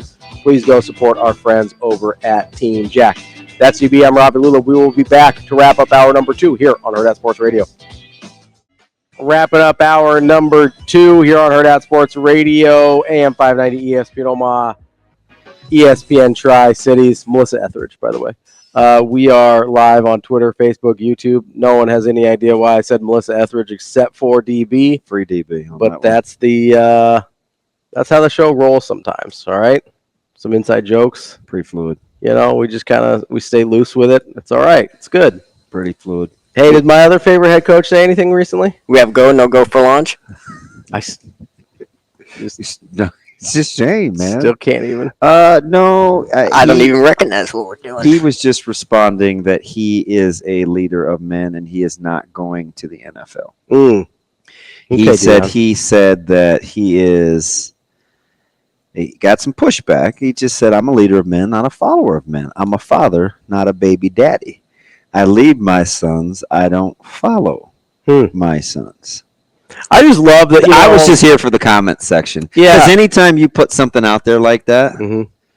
you know me, I'm going to the comments. And he always gets pushback from like former players. Yeah. I'm like, I just can't imagine like Coach Rule putting something out there every day and like just former player after former player is like, yeah, he's not he's not telling the truth. Yeah. Yeah, he's not telling the truth. Well, he's not that dude. I just really respect that Deion isn't going to do the cliche thing and follow in the long line of 4 and 8 coaches that have been plucked to go to the NFL.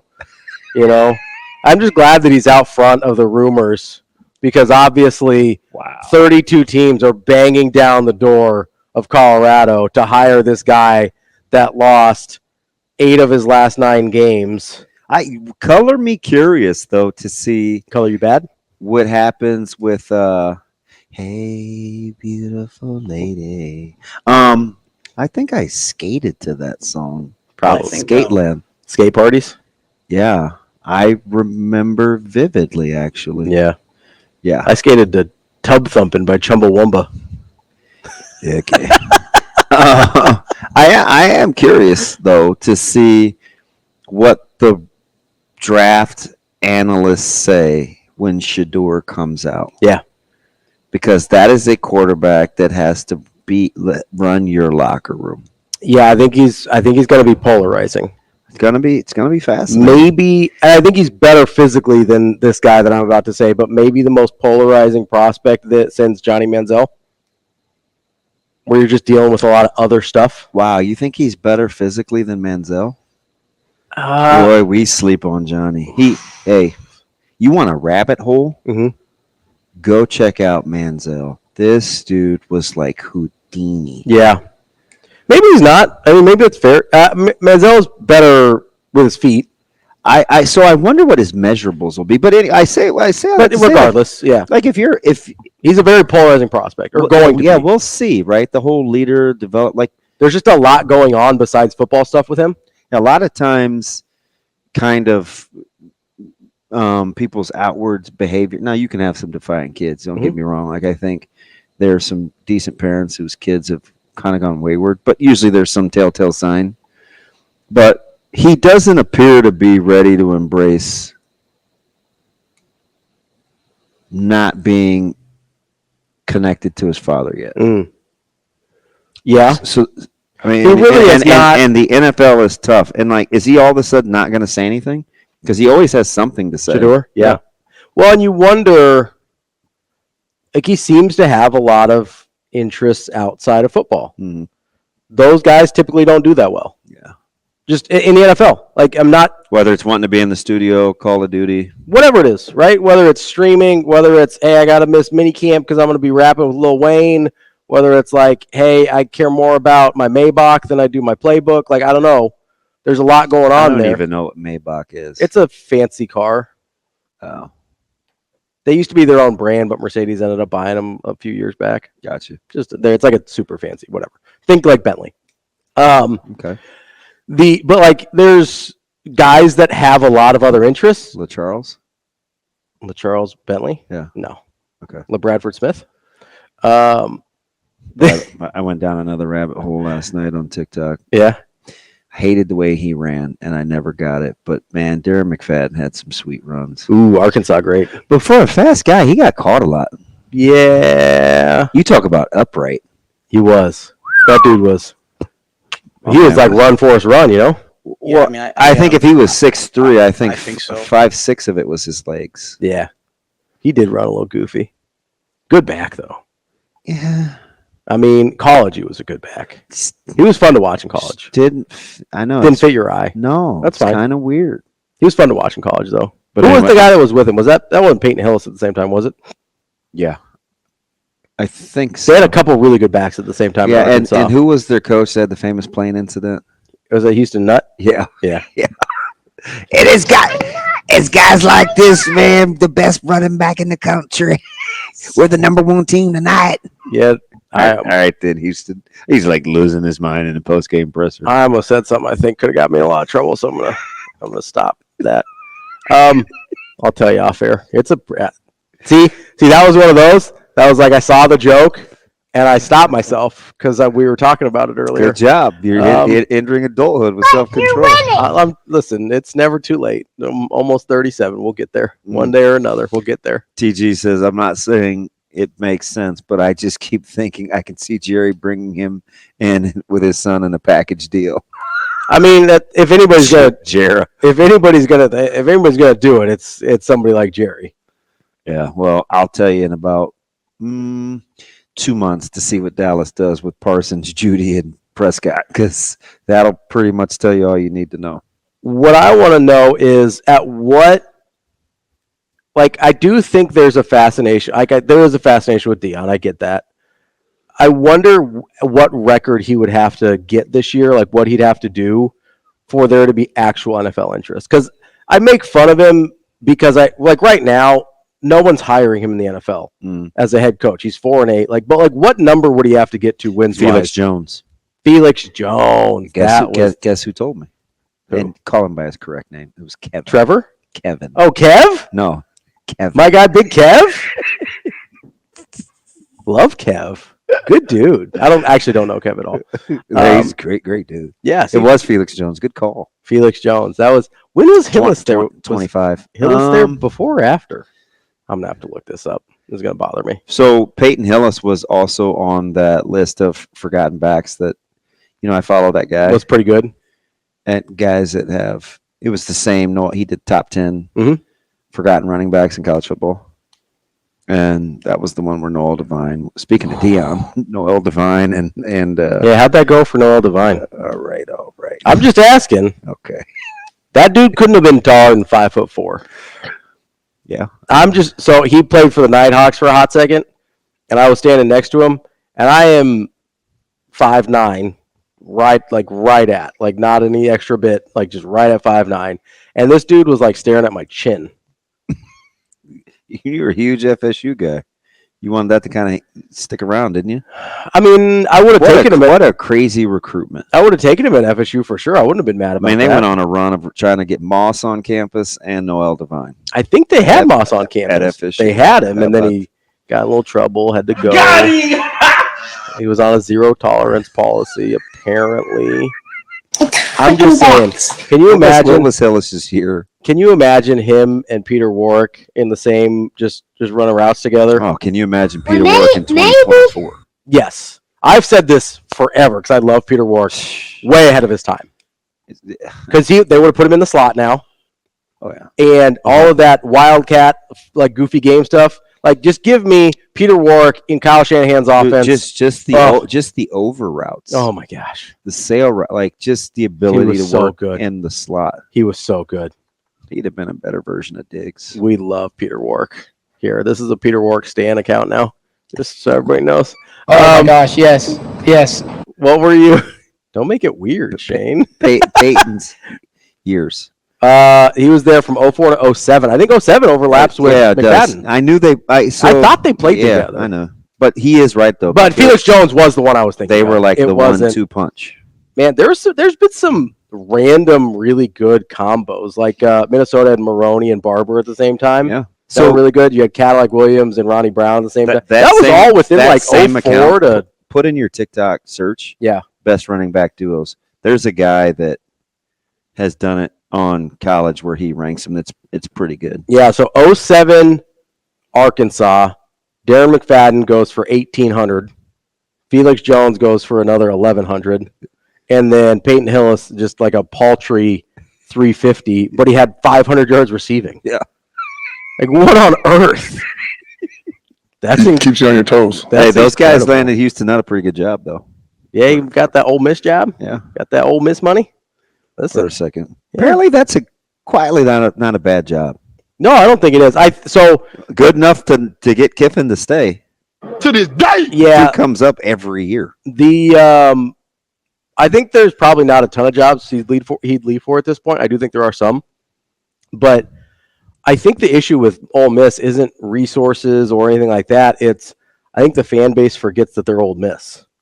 Like they see all their friends and neighbors in the SEC, and they're like, "Oh, we can be Alabama or Georgia." It's like, slow down, you're Ole Miss. I need you to chill. Not saying you can't get like. Not saying you can't You're get the to one that mountaintop. penciled them in for 10 again. Who, Ole Miss? Ravi here for Ole Miss and Iowa. You know I love Lane Kiffin.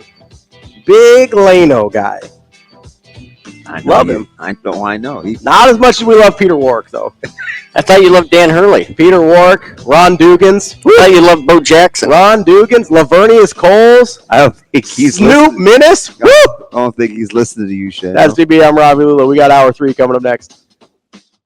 Kicking off hour number 3 here on Hurrdat Sports Radio, AM 590, ESPN Omaha, ESPN Tri-Cities. We're live on Twitter, Facebook, YouTube, and for this third hour, we're live on KFOR in Lincoln. That's DB. I'm Ravi Lulla here on the Pillar Exterior stage. Just want to point out here that, and we're going to get to some other stuff, but so Brian Christopherson, who we just talked to at the 8 o'clock hour, just retweeted an article from the Texas A&M 24/7 site talking about not only the Jim Schlossnagle incident, but they're also apparently, and I didn't know this until I started reading this during the break, that Schlossnagle actually went and confronted the reporter who asked the question after he stormed out of the press conference and basically like scolded him and told him never to speak to him again. Weird. This is like, that's a dude that's projecting a little bit on his insecurities about what's going on. And it goes on to talk about how, Schlossnagle has a history of some questionable integrity choices there. But this is the thing that I'm talking about with like the media stuff. Like, knock it off. Be not media people. The people who are knock it off. All right. Like, was that Ryan Leaf? Just because they got you doesn't mean you get to be a Richard to those people because your secret got out. Like, it's like the guy who has an affair and then is mad at the person that told his wife. It's like, hey, you had the affair, dummy. Quit trying to act like this is anybody else's fault. It's not. You took this job a month ago, Jimmy. I thought it was Richard. That's a different guy. Actually, that might have been the name of the reporter, if I actually think it was. But, like, knock it off. If you don't want to talk about it, just be like, hey, I'm not answering any questions about anything else right now. Like, it's super easy. We see people do it all the time. An 18-year-old, 17-year-old quarterback commit to Nebraska just did it. Like, hey, I'm just not going to talk about that. Okay, guess what? They may ask again, but, yeah, hey, guys, I'm just really not talking about that. How hard is that to do, DB? I don't know, but it doesn't. That stuff doesn't seem to stick. Which stuff? Like the Schlossnagle stuff? Yeah, I don't think it's going to stick. Like, are we going to be like? I hope he wins if you're a fan. Otherwise, it can come back. But yeah, we've seen some unceremonious departures, and I mean, we don't talk about Chip Kelly leaving LSU or Jimbo leaving FSU. Right? That's because FSU was trying to kick him out the door. Well, I know you're going to defend. No, it was there was a. I get it. I was mad at the time. The juice wasn't. They're like, okay, fine. You keep chasing these ambulances. He was mailing it in for the last 2 years. Yeah. Like, he won the title and stopped coaching and really stopped recruiting. Like, that was a weird situation. But, like Oklahoma with Lincoln Riley, they were furious. Like, they wanted to burn the dude's house down. They were so mad at Lincoln Riley. And he didn't say anything. Yeah. Right? And it came out of nowhere. Remember, that's what I think. No real. Yes. Because everybody was talking about, who were they talking about? Yeah, Franklin. They were talking about James, like they always do for USC for whatever reason. I don't think USC wants him. I'm going to be honest with you. I don't think they're interested. USC has maybe gotten James Franklin more raises than anything he's done on the football field. I just wonder if the profile of that job got better or worse since they came to USC, the Big Ten, because I think the perception was before Oregon started doing their thing was, oh man, they can have fun in the sun and win conference title championships out there. Yeah. Going to be pretty difficult. It's going to be harder now. It's a harder job now. It also has the potential to be a better job now, but it's harder. Well, I don't know. You got to leapfrog at minimum 3.5 programs. Yeah, but you can still make the playoff potentially. Because you'd make the case that they'd have to leapfrog Penn State. Yeah. Or you put them on par. I think it's about close. I think it's close. I think you're talking about Ohio State, Michigan, Oregon. Already Oregon. I mean, Oregon's been really. I mean, we have to wait and see in the Big Ten, but they're really good, and they've been really good. And I think they're built in a way that makes sense for the Big Ten. I think Dan Lanning's a really good coach. Like I think they're doing a really good job. Well, one thing we're going to put to the test is, does school trump where you play? Because those West Coast folks that like the West Coast, where SC has been able to make hay, you're going to miss 3/4 of those games because they're not going to be on the West Coast. Yeah. Well, but where else do you go on the West Coast now? There's no. You're right. Elite power conference programs out there anymore. Yep. So it's, Oregon's there with you. Washington's there with you. UCLA's out there with you. Yeah. And it's not like Stanford over in the ACC. Like, that's not going to help. And it wasn't going to be an ASU Arizona thing. No. That's the closest. Utah, maybe. Maybe Utah makes some hay as a Big 12 school. They might. That's about it, though. That's the only team that has a chance, really, because they were kind of dipping into some of those same waters that USC used to.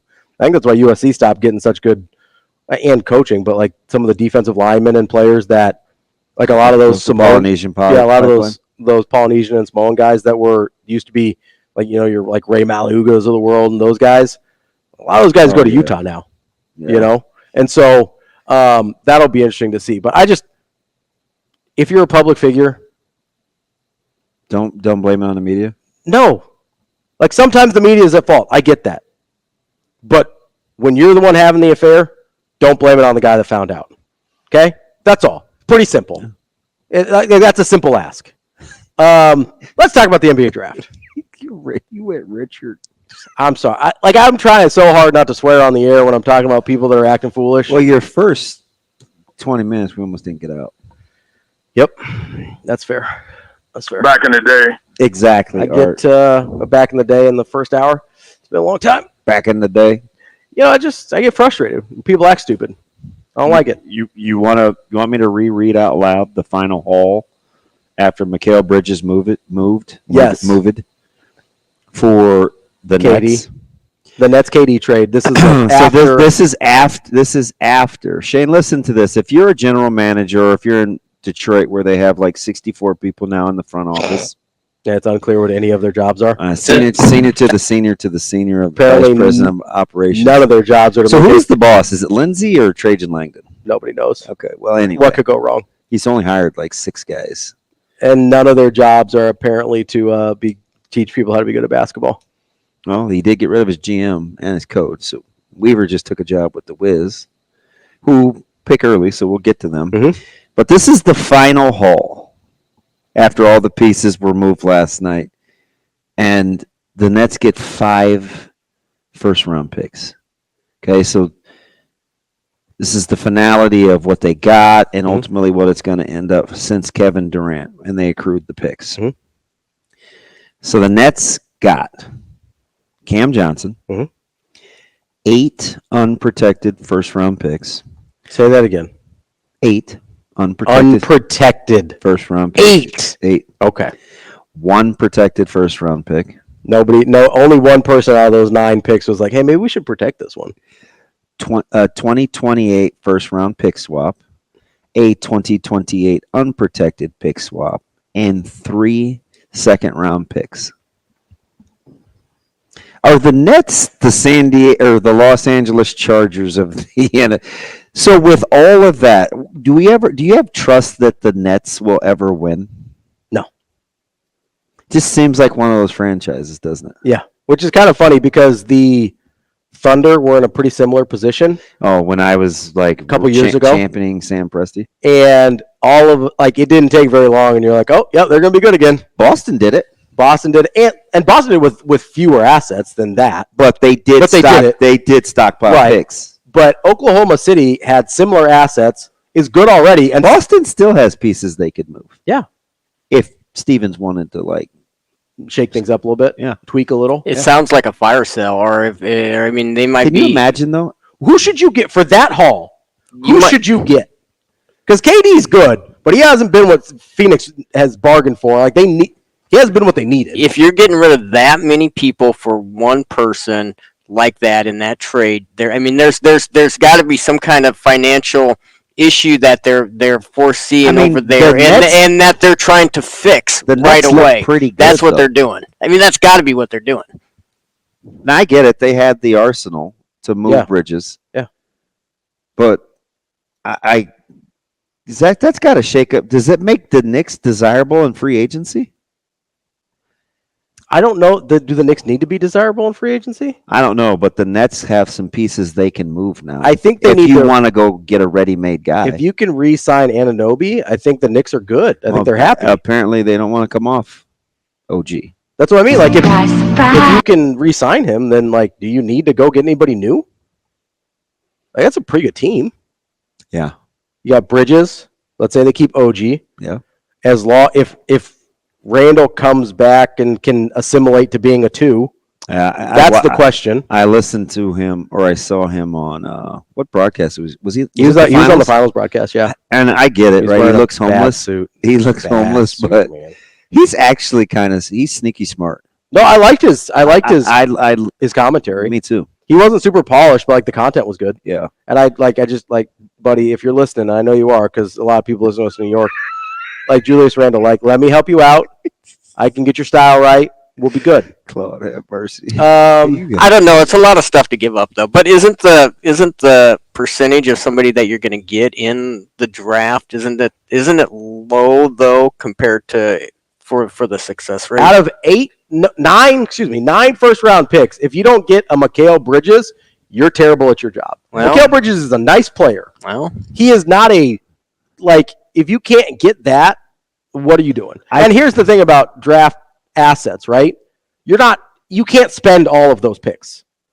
You can't. Like, that's the same thing with Oklahoma City, right? They spent a few of them, and now they're like, okay, now we got to go cash in. Boston held on to theirs. Yeah, but it wasn't over as long of a period of time, right? It's like 5 years. Yes, but they got their main dudes in Tatum and Brown in back-to-back years, and then they were kind of good, and they maneuver from there, right? Like, you're talking about almost a decade out with the Nets and with OKC, so you have to kind of condense that timeline a little bit by dealing some of those away. I blinked, but how did the Sixers get so much cap space? Are they letting Tobias walk, or is he still under contract? They're in a good spot to have Maxey and Embiid and cap space. And yes, yeah, I don't know. I'd have to look into that. I'd have to. I'd have to look at maybe dumping Harden, and I don't know. Is Harris still under contract? It might have something to do with Ben Simmons. Probably. Getting rid of Simmons, Harden, and then if Tobias isn't under contract anymore, that would do it, I think. What do I like? Sport Track or Sport Track? Yeah. But who would you? I'm just trying to figure out. Like, I'm going like NBA history. Who would you have to trade to be like, yeah, 9 first rounds makes about sense? NBA? Yeah. Probably Herschel Walker. Maybe Ricky Williams. Very good basketball players, as we know.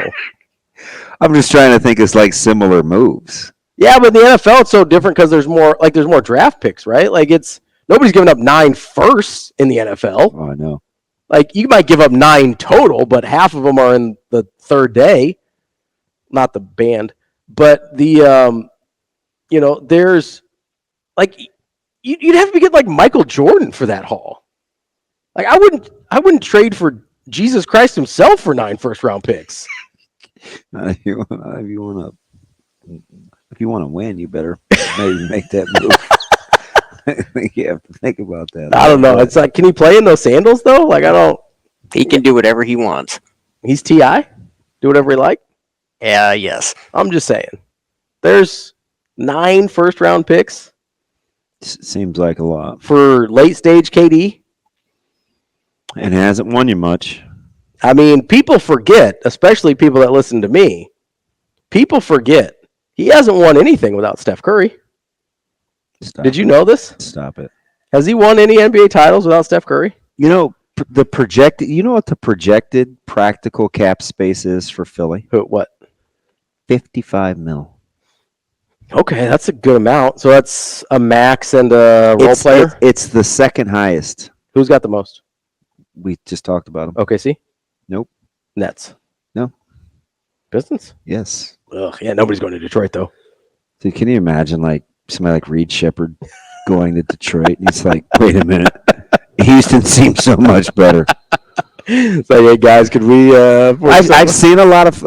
So the most fluctuation I've seen is with Klingon. Yeah, because some people are talking. People genuinely believe he's in play at 1 for the Hawks.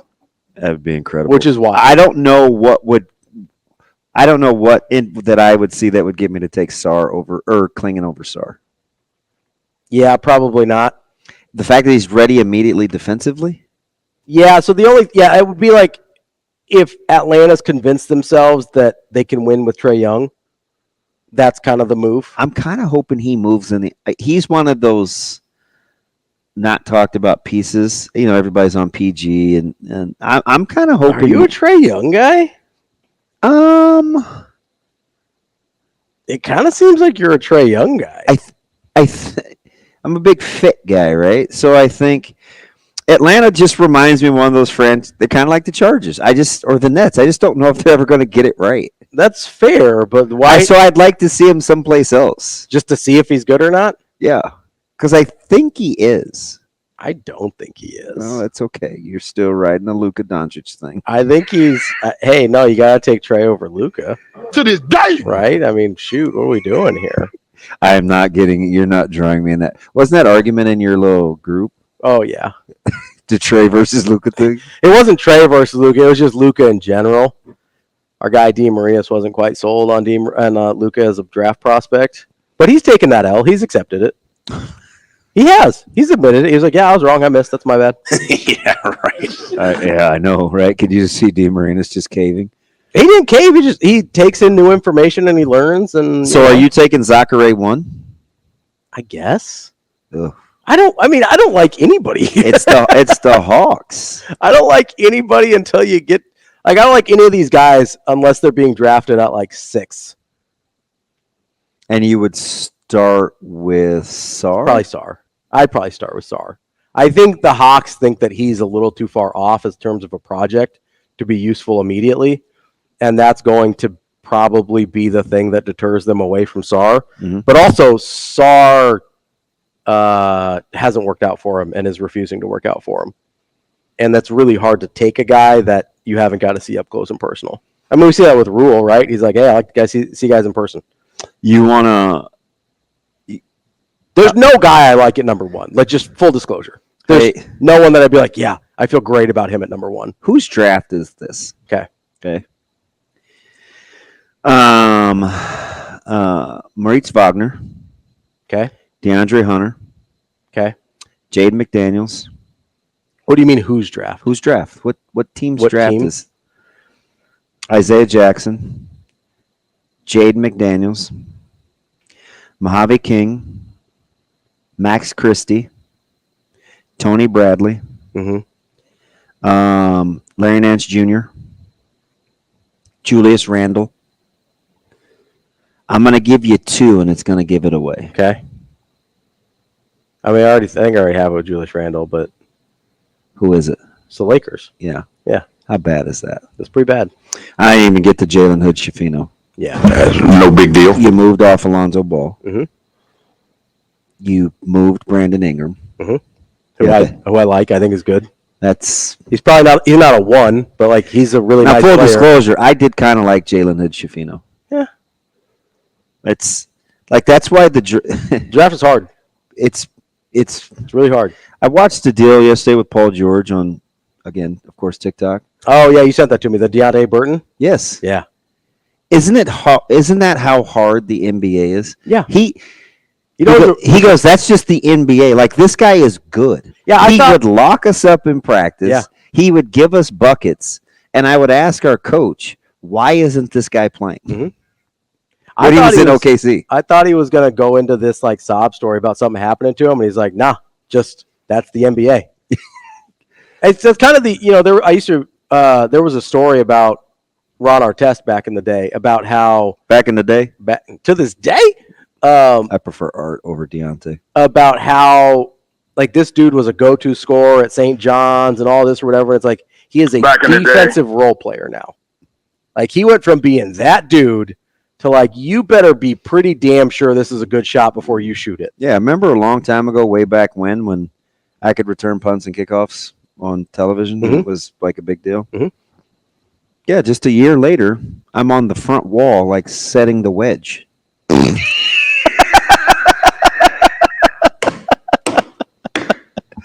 It's different. It's hard. It's a little different. Pros are tough. It's like, wait a minute. That's not where I expected that to go at all. That caught me off guard. How am I wearing a fat kid number? I'm on the front wall. Like, can I get back where they could like squib it to me? What number are you wearing? Like 42? 35. Oh, okay. That's not too bad. Freaking sucks. 42. That's Ronnie Lott. That's a stud number right there. I didn't say 42, ding-a-ling. Don't mind Neil Anderson or somebody. Might want to wear that number. Just name me a good 35 you like. Not named Chris Brown. He's that took you too long. 35. Aeneas Williams? No, he's 36, I think. No, was Aeneas Williams 35? I think Aeneas You Williams. might be 35. right. And I know he wore. Yeah, he did wear that in St. Louis. When it was the Cardinals. Yeah. I think he was a 35. Look it up. It's pretty bad I think though. Ravi got one on you. I don't want to be Aeneas Williams Ooh, though. Aeneas Williams was good, man. What are you doing? No, he was. He was nice, but he wasn't a fat kid either. He's a little guy. Yeah, he's a good ball player. Come on now. I don't want to wear that number. But how are you having any fun? And why would they invest? Well, no disrespect, man. I mean, the NBA, it's hard. Like, I'm happy that for anybody to get drafted. Yeah. But a 2-day television event? Who's Yeah. tuning in? Who's doing appointment TV for round 2? That's a fair question. You asked us earlier. I don't have a good answer. I mean, are you seeing if Bronny doesn't go 17, like who's actually taking him?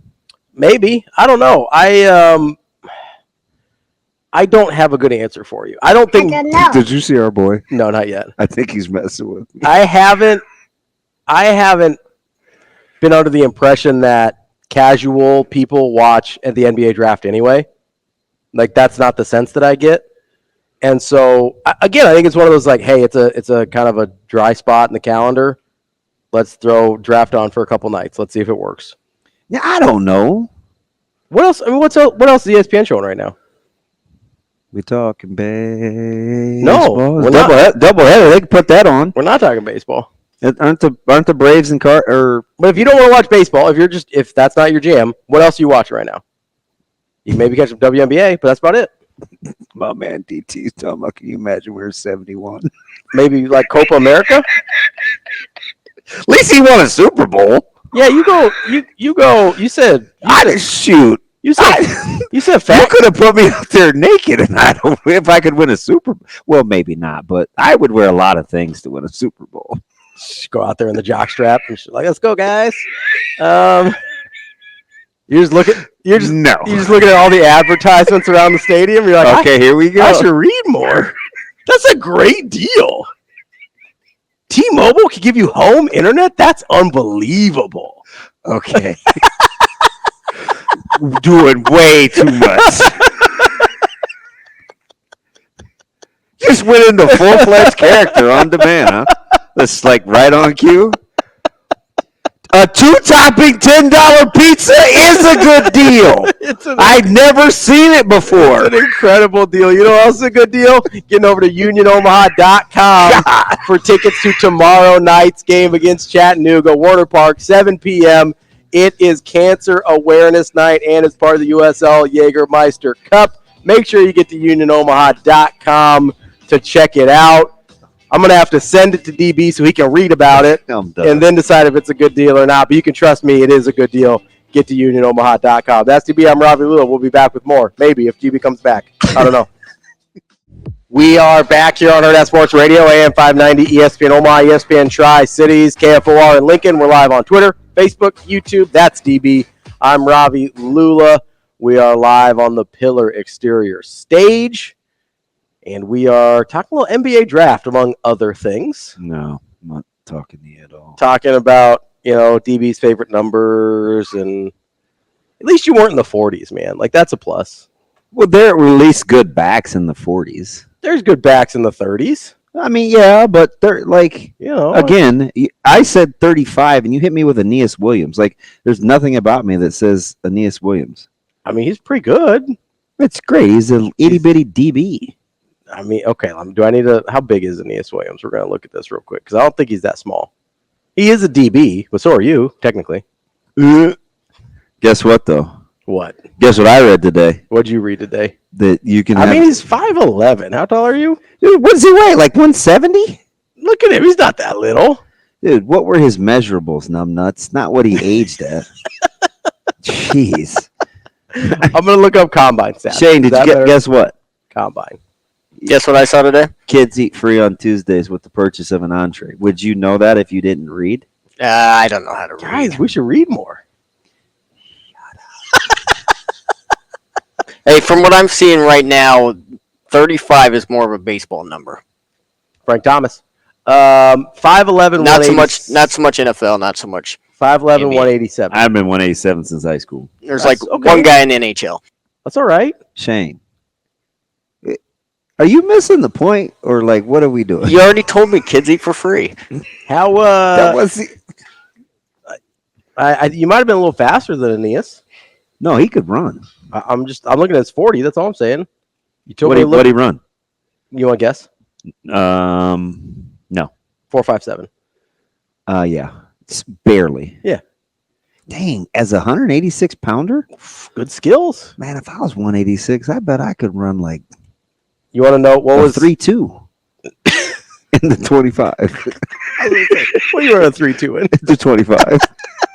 Is that a race? I don't think so. I don't think people do that a lot. Hey, what'd you run in the 25? He did have a 4.3 flat 20-yard shuttle. Yeah. That's pretty good. Stop.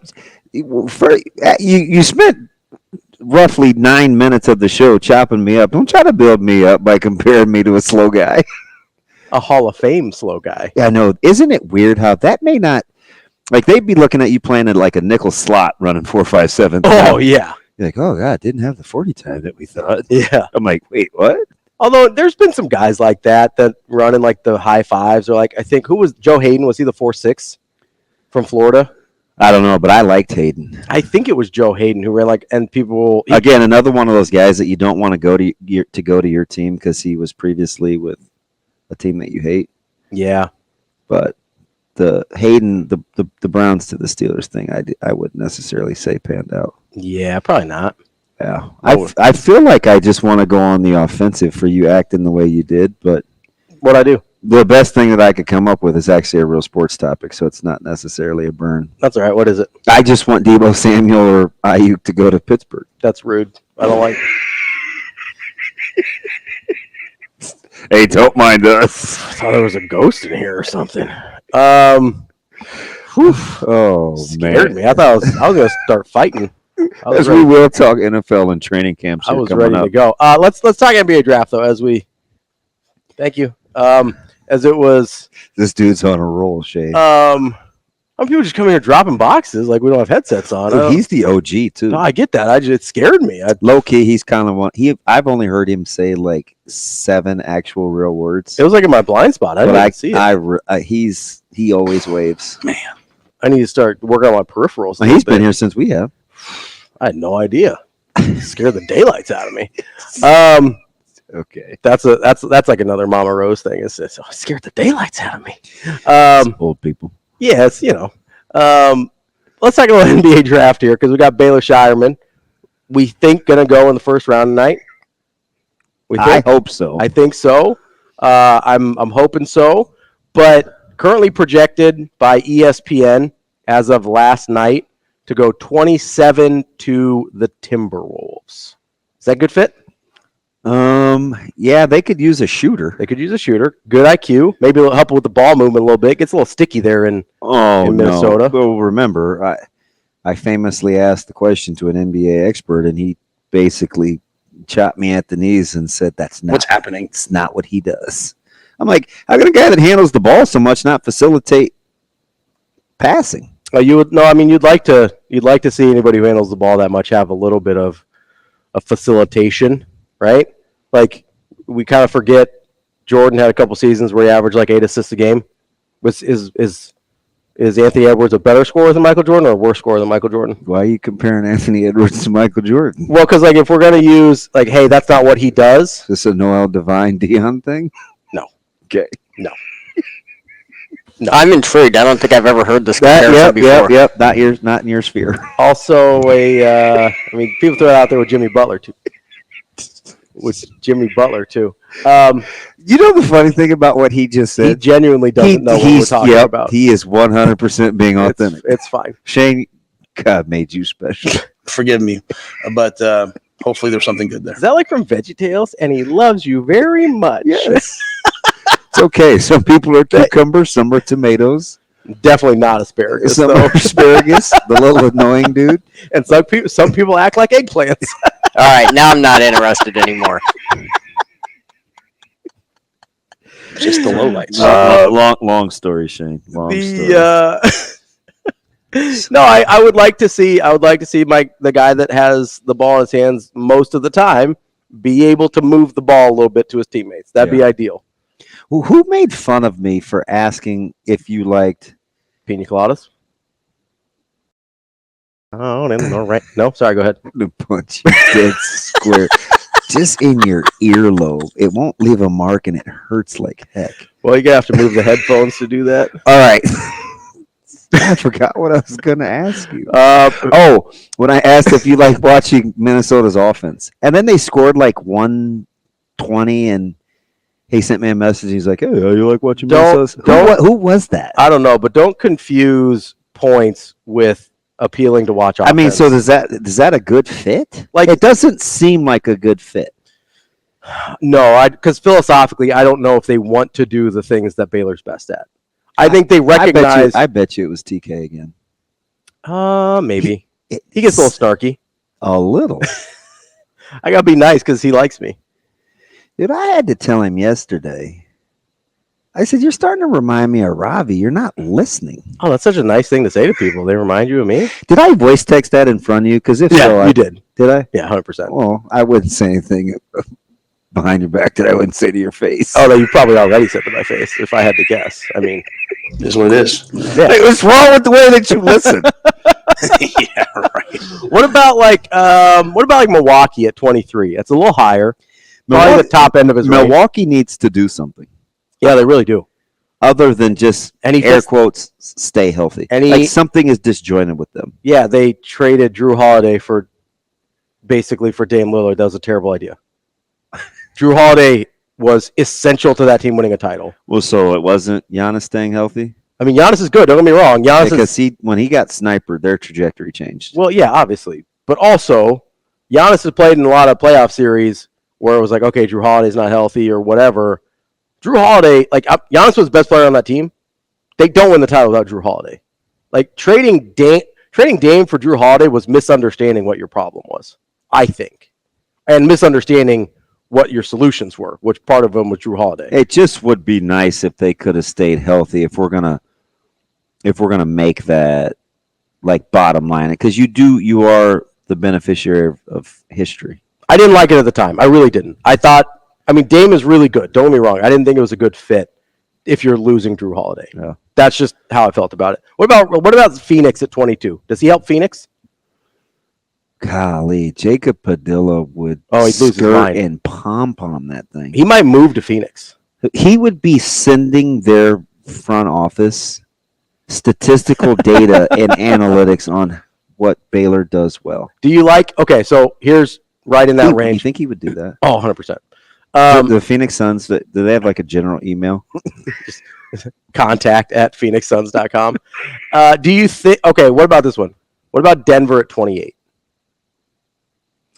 I'd like him in Denver. Better than Minnesota. For sure. They moved the rock. And that's a smart basketball team. You know what's maybe my favorite one? And he's a big wing. Yeah, it would make sense there. You know what's maybe my favorite one, but I sort of hate it because I'm not a fan? Boston at 30. Leave it to them. Boston at 30. If he falls to 30, that's an incredible pick for them. I might have. Nah, I won't like Boston, but I'll like Baylor. Oh yeah, I'll root for Baylor. I'll never like Boston. No matter where he goes, but like Denver feels good. Let's go to Denver, Baylor. Yeah, that'd be awesome. That'd be incredible. And it's close. Close. We can go see him. We love it. You can. That's DB. I'm Ravi. Think Lulla. we'll be able to watch him in our market yet? Oh, 100% no. We got Vinnie Iyer from the Sporting News up next to talk about the NFL. Wrapping up the show here on Hurrdat Sports Radio, AM 590, ESPN Omaha, ESPN Tri-Cities, KFOR in Lincoln. That's DB. I'm Ravi Lulla here on the Pillar Exterior stage. We are joined now by Vinnie Iyer of the Sporting News to talk a little NFL. Vinnie, how are you this morning? Doing well. Thanks for having me, guys. Absolutely. How are the little training camp news dumps treating you right now?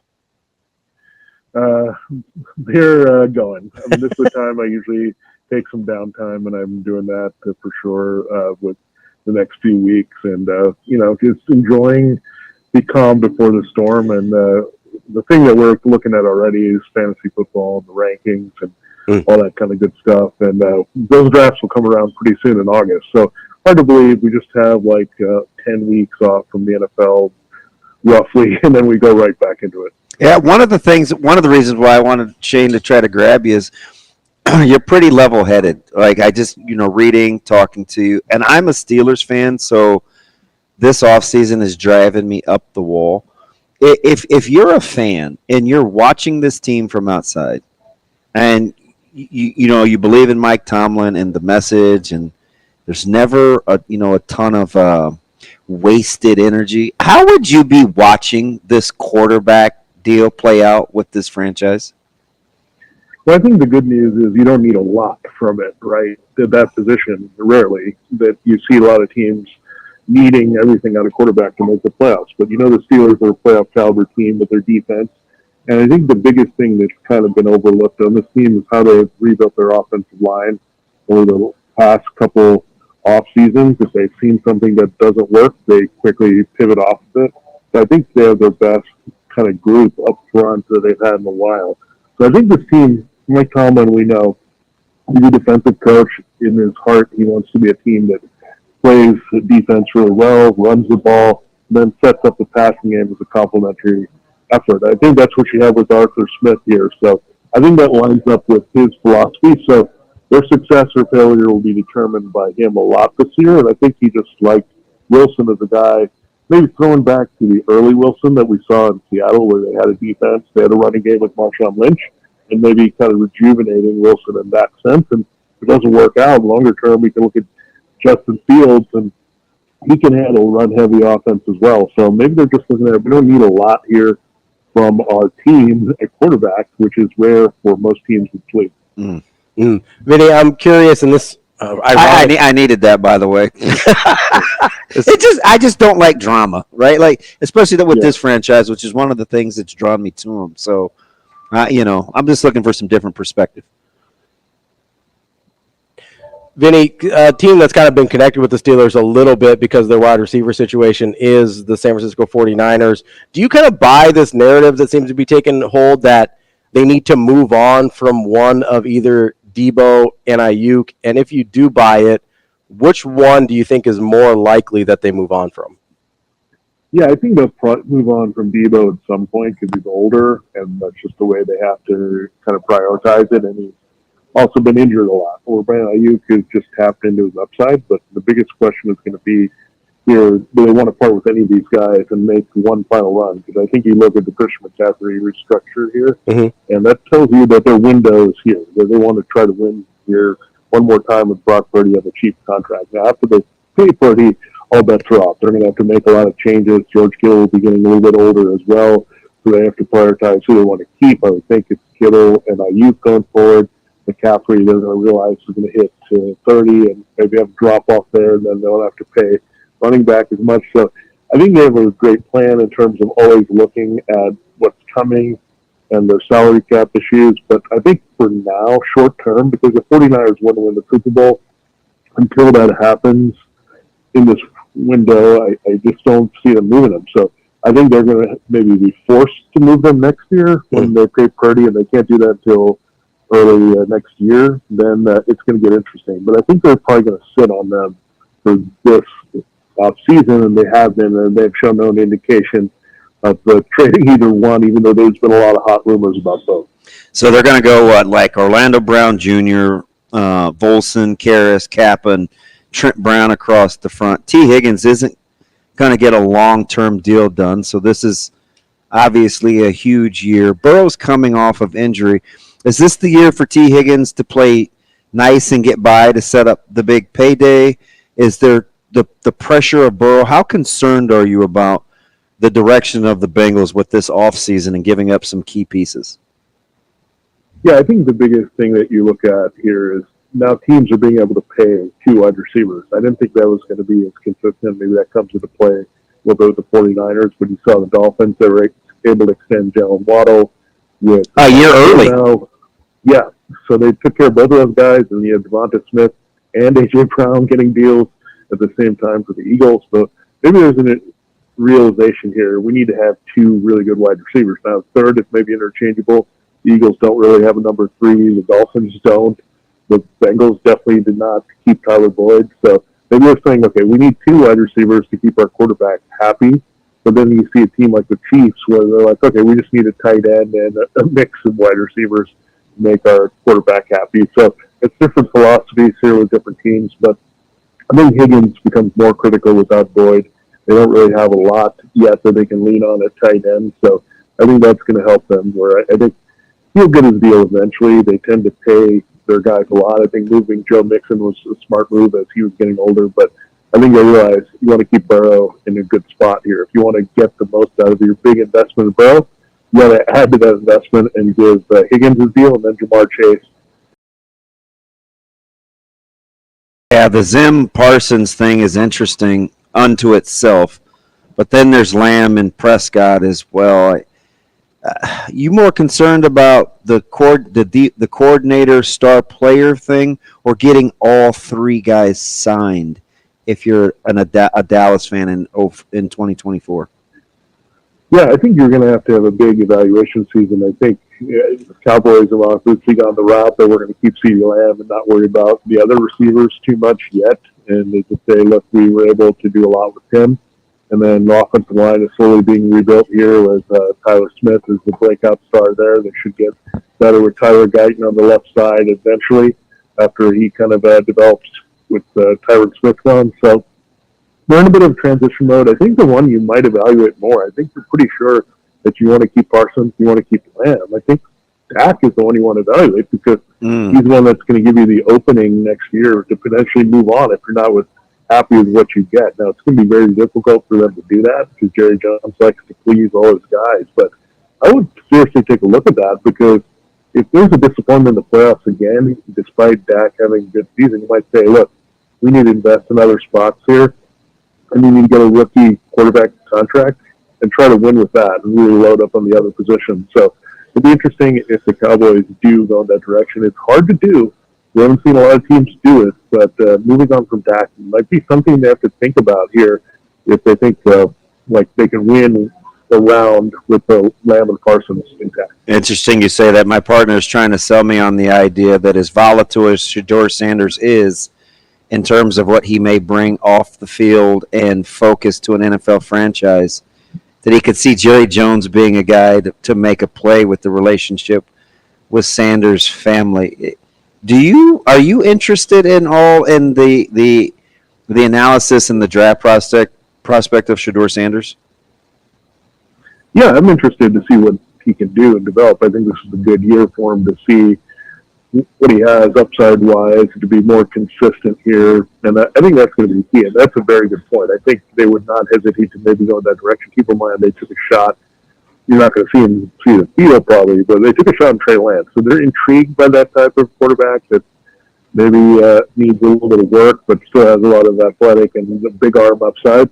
So something to definitely watch. But are you in better shape there if you can load up, complete that offensive line, get Lamb some help in the draft or the free agency next year, and then you say, okay, we have Parsons on the other side, we have some other weapons, and then said, okay, we can maybe win with Shedeur Sanders sooner rather than later. And it's something to consider because, again, I know these teams want to fit everyone in on the cap, and the cap keeps expanding to help facilitate that, but you have to make some tough decisions here if you're going to flip this franchise around. Because again, as good as Dak has been, for some reason, even though he's played very well, but you can't get your team to win a playoff game with him. So what do you have to lose if you go in a different direction?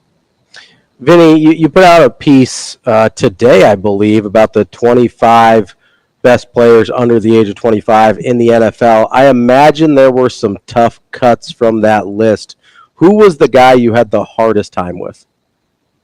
Well, I'll start at the top at quarterback. I mean, C.J. Stroud probably had a pretty good argument in what he did last year, but I just see Brock Purdy and what he's done with the 49ers, and he barely makes the list because he will turn 25 in December, so this is his last chance to kind of make that list. But that was kind of the hardest, but I'll tell you what was the easiest is finding room for all these Lions on the list. And this is it's incredible. It scares you about this team, that they have 6 players that are core players that are under 25, and that's why they felt comfortable giving Jared Goff that big deal, because none of these guys, except for Amon-Ra St. Brown, are making big money yet. So, Aiden Hutchinson, Aleem McNeil on their defensive line. You've got Vinnie Sewell's already the best offensive tackle in the league. That isn't Trent Williams.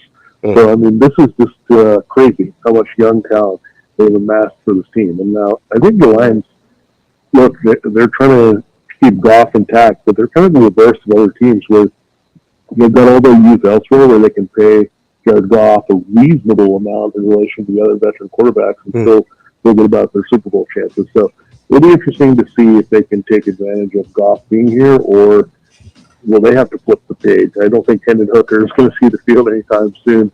So will the Lions have to finally make that move to get over the top here if they just don't get it done? But last year, I think they should have every confidence that they could get it done, because they were very close to being the 49ers, so they held a lead. And keep in mind, they beat the Chiefs in week 1, so they're not very far off from being that championship team. That's because of the young core. That's Vinnie Iyer from the Sporting News. Vinnie, we appreciate it. We'll talk again soon. Thanks, Vinnie. Thanks, guys. We'll be back tomorrow with more Hurrdat Sports Radio.